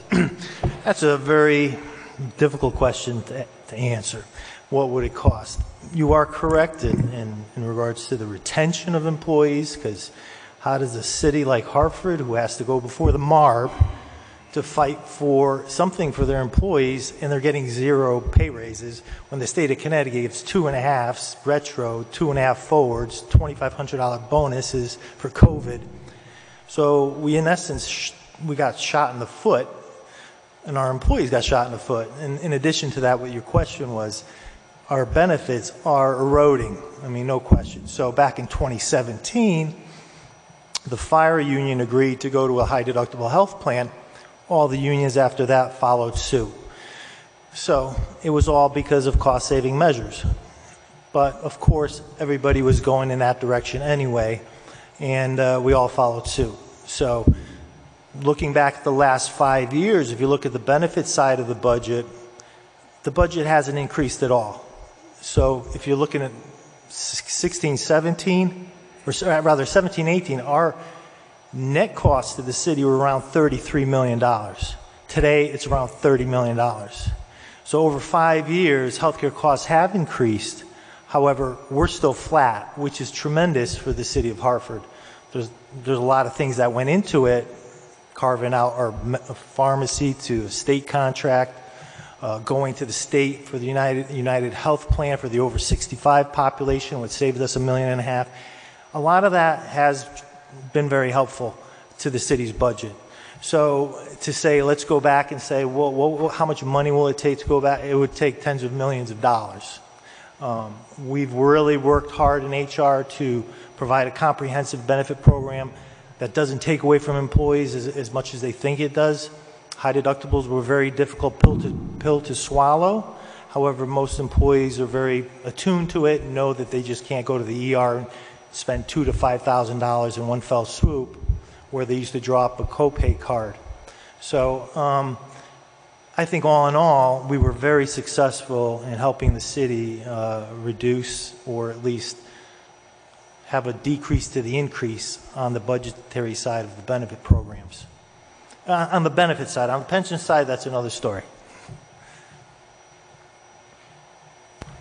I get all of that makes sense, and I guess my question is, you say very successful, and I also know that these are mandates that come from above, right? There's not, excuse me, so much you all can do about it, but I guess, you said it's successful, but here we are talking about struggling with retention, struggling with hiring, and so it seems like also maybe we, and I don't mean you all, again, I mean the whole city, we are reaping what we sowed, right? Like we're catching the bad end of it now in terms of not being able to hire. And so yeah, it would cost a ton of money to make the benefits what they were. Mm-hmm. You've put in your budget some increases in wages, but what else is there? What can we do, including money, right? But like maybe not as much money as all that. I would sit here and monopolize the conversation, but I can't. I mean, I know there's probably a million answers to that, so like maybe give me your top 3. That was exciting.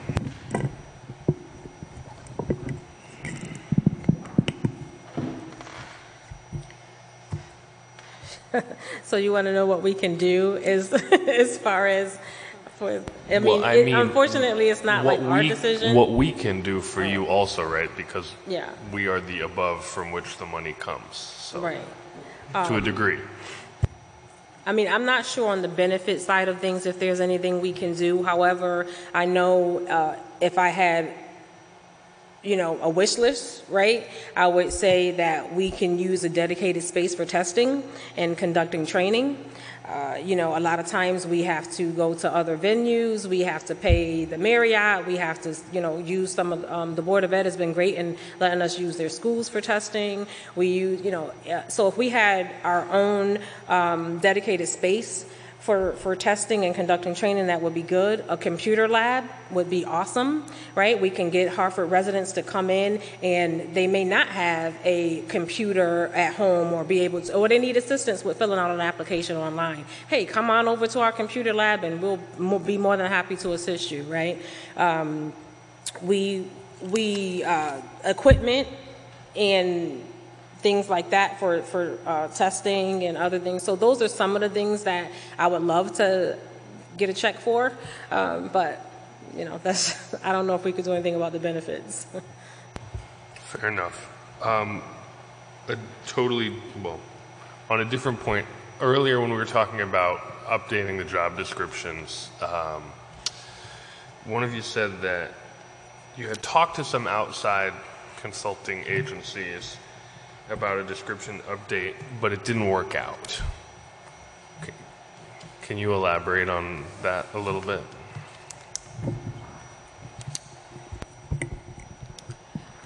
Well, basically, they weren't able to get us the information. They couldn't pull the data. They were looking to do analysis for us to get us some competitive data and to get us some job descriptions to try to get the ball rolling, but we just didn't receive it. There was another, it wasn't technically this year, it might have been the year before, we did talk to another firm. I don't know the reason why that firm didn't work out. I wasn't part of those discussions, but I know that did occur. So I think that was part of it, is we didn't get the information that we needed to get the ball rolling. And then I think because there were so many critical vacancies, that then we just kind of shifted gears to try to get those critical job descriptions, something done about those so that we could get those filled for the department. So it kind of then took a back seat. And forgive me, this next one you may have answered before, but sometimes the acoustics, I feel like I missed something. So those efforts sort of foundered. What's next? Are you going to try again on that front? Like, what's the next immediate step to get us there?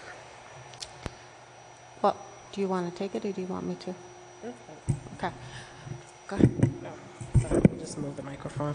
We're going to continue to partner with departments and welcome any advice from anyone else. We're going to look at actually trying to find a firm to do some things to help us, to help us with what we can do as far as trying to update the job descriptions and things like that, because like I said, it's such a heavy lift. And once they update the job descriptions, then we can then go to the unions for those that are tied to a collective bargaining agreement, and we can negotiate. So we're definitely we're ready and willing to do that.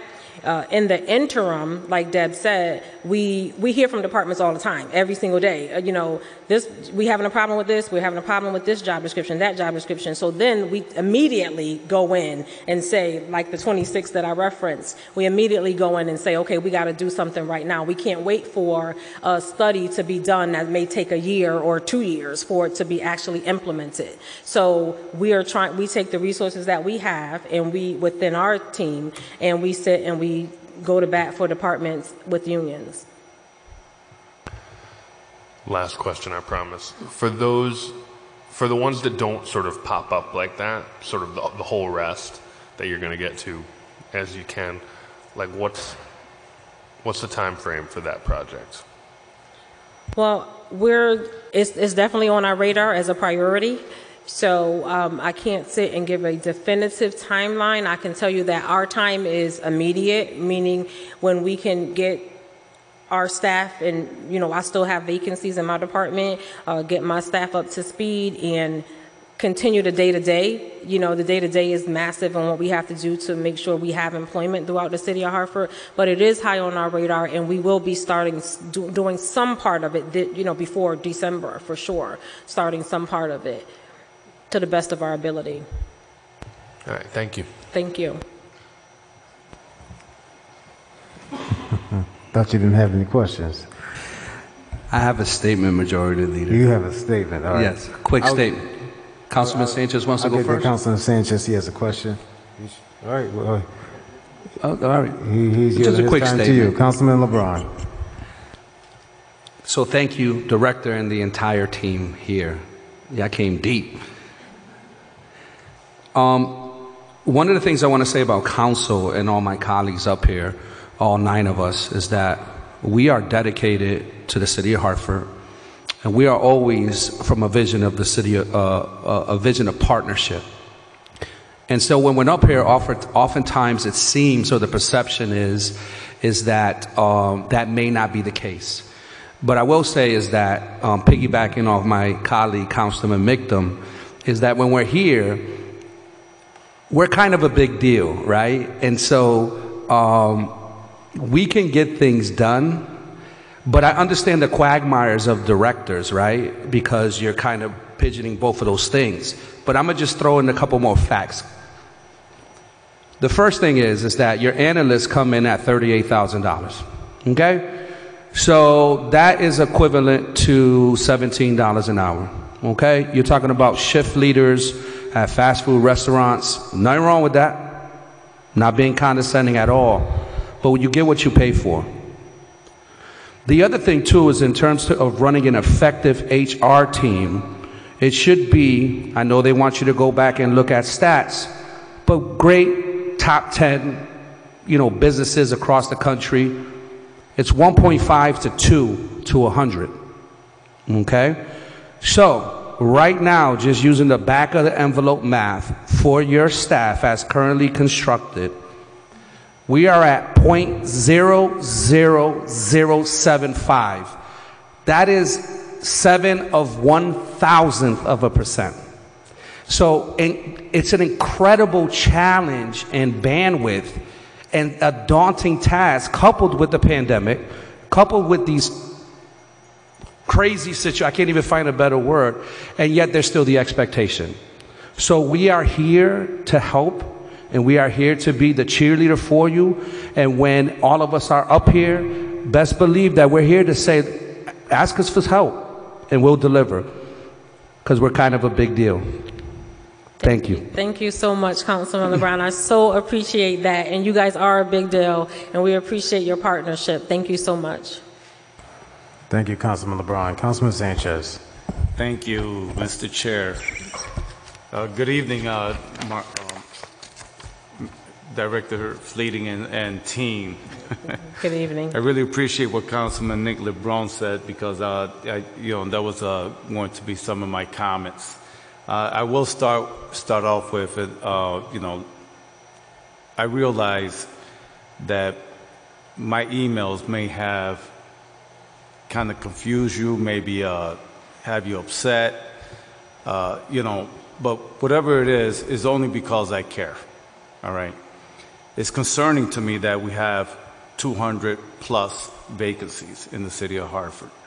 It's concerning to me that it's a challenge to our HR. And it's very concerning to me that the pay scale is poor. So we are here to help you. And this is one of the reasons why I've been at it and on top of it and at it. And I'm still going to continue to see what council and myself can do to help, beginning with the civil service process. That needs to be updated. It's antiquated. It's, in my opinion, it's useless right now. It's impeding. So just to have a good understanding, and I know you've repeated it, but I need to understand it well.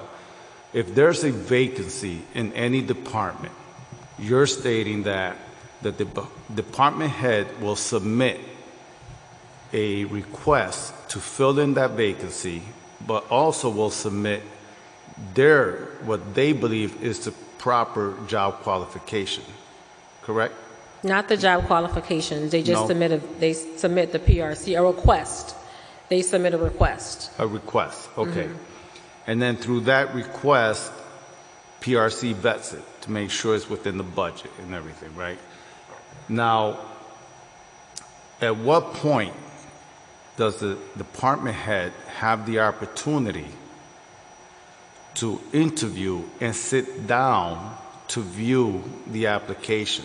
Because it's my understanding that they don't even have that opportunity to at least meet the applicant or at least see that application first so that they can vet it and say, well, that person may qualify 8 out of 10 requirements. Oh, I'm sorry. So I think it's a little confusing. So what happens is, as far as applications, department heads don't see applications. Applications come to HR. HR is the department that deems people qualified or not qualified, not department heads. Okay, that's what I'm saying. Based on the minimum qualifications. That's what I'm asking. So I know HR views the application, and HR is the one that qualify or disqualify the person, correct? Correct. Okay. Per the civil service process. Right, and that's why we need to change it. In my opinion, department head, let's say engineer, they're looking to fill out an engineer. Is there anyone in HR who is an engineer who has a bachelor or a master's in engineering? No. So how does a person in HR with no experience as an engineer or bachelor degree or what have you can disqualify or qualify a person besides the criteria of that? This is what's based on those job descriptions that you were talking about. So in each of the job descriptions, there's a section that says the minimum qualifications. Those are negotiated with the unions, and usually when they're negotiated, I can't speak to some of them because I wasn't here when they were done, obviously.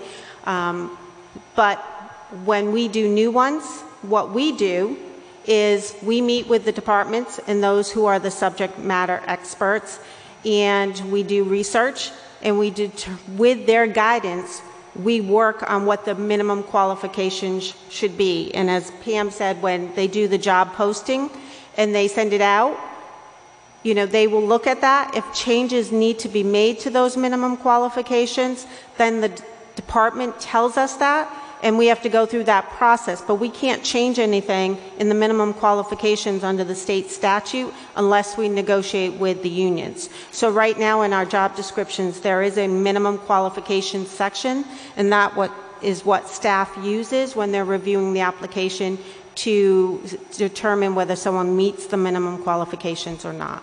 Okay, so, but during that process, the department heads still don't have an opportunity to view the application themselves, correct? That is correct. They get the applications of only those that are deemed to be qualified, to have met the minimum qualifications. So what does it take to change that right now, to have a department head view the applications? I'm not an expert, but I think it needs a ordinance or charter change. Okay, okay, thank you. And how many members are tasked out of HR for recruitment? Right now, we have 5. 5 that strictly just do recruiting, or? Yes. Okay. And what is the recruiting process in HR besides putting a notice on the board?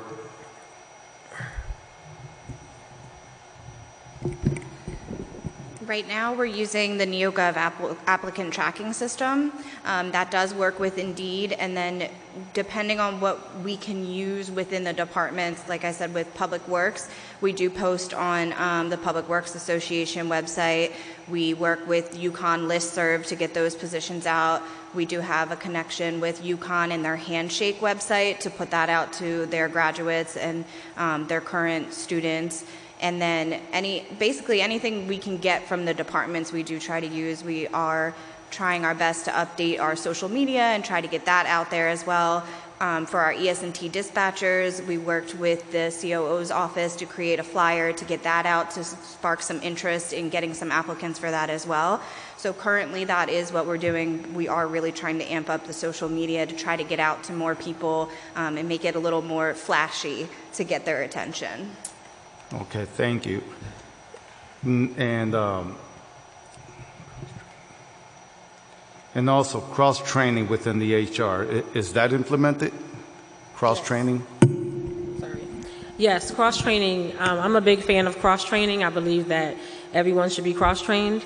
Just from being in this organization, cross-training is important, and I definitely encourage that in my department. And I also, because I'm a big fan also of promoting from within, and also just make sure everyone is able to do what, like I always tell my team, I said, if anyone walks into HR and they ask one analyst a process, the second analyst should be able to say the exact same thing. So I try to continue priding myself and our team and making sure we're all on the same page and everyone is aware and relevant to what's going on in the department.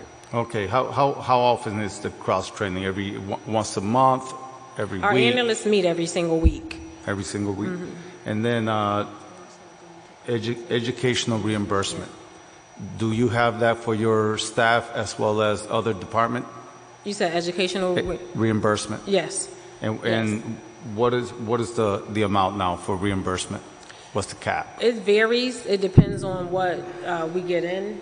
As far as the last time we did it, people received pretty good, more than they got more than $500, which is what I was used to seeing when I was in school working here. So they got like between $700 and $900. That's the cap, 900? Oh well, the cap. I don't think we have a cap. It's based on the total number of dollars that come in, and then how many people actually apply to say they've gone to school. Okay, so then it's a small budget. It's not massive, or it's not huge. Okay, so for example, I'll just throw this in. So I work for MDC, right? And they have educational reimbursement there. The cap is $5,000. Oh, if wow. I want to take the classes, I can go up to $5,000. I'll get reimbursed. That's pretty good. So do we have anything similar to that? No. So, what's the most an employee can get? Probably what I just said. What I've seen between 7 and 9 was pretty big. That was pretty big. And how can we increase that? Is that also by ordinance or union contracts? I don't know. I think there's a small budget, maybe it's down to 20,000 or less, it's actually not in our budget any longer. It was removed, it's in some, I'm not exactly sure, Lisa may know which budget it is, I'm putting her on the spot, you don't have to answer. But it's small, it's, like I said, max I think is $20,000 so once for the it's whole used up, fiscal year. It's gone. Once it's gone, it's gone. So it depends on how many people submit an application for it, is what they get. Okay. So that's my last question, but I just want to reiterate what Councilman LeBron just mentioned. We're here to help and help you be as successful as you can be. We want our human resources staff to have a good morale, to know that we're there to support them. And and we're definitely going to, we're going to look into this so that we can change the ordinance and amend it and make it better so that it'll work for you to be able to do a better performance in working for our people, right? Yes. So really appreciate what you're doing, and I do appreciate what you're going through. Yes. Thank you so much, Councilman Sanchez. We welcome your support. We appreciate your continued support. And just to go back to what you said, your emails never upset me. I am passionate as you are, right? I'm born and raised in this city. I went to every school except college in Hartford. I'm from this city. I've worked my way up in this organization for 21 years, from a cashier in a tax collector's office to the director of Human Resources and Labor Relations. So I have a vetted interest as well in this city, in my community, in my colleagues, and my staff. So we're on the same page, and I love the passion that you display and the whole council, and I can echo it as well. So I so appreciate you all. Appreciate you. Thank you, Councilman Sanchez. Just to piggyback on recruitment, what's the catchment area for the recruiters in the department for recruiting new talent to come into the city? Is there a limitation? I'm sorry, can you repeat that? Is there a limitation in areas where the city does recruitment for new talent, for positions? So are you just recruiting in Connecticut?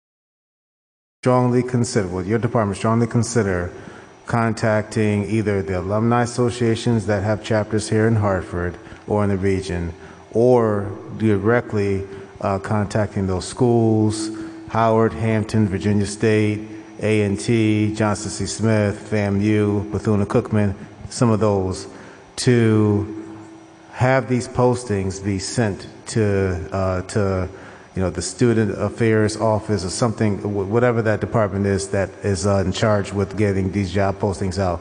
You probably would be able to attract some great talent, especially if they have families here in Hartford or around in the county, and that will actually help them to come back here versus them taking up residence somewhere else.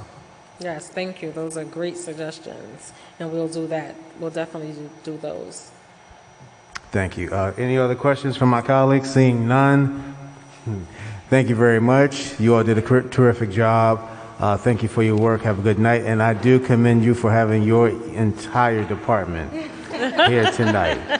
Thank you. Thank you. We stand in recess till tomorrow, where we will have the Capital Improvement Projects Director and the Department of Development Services. Am I missing anybody else?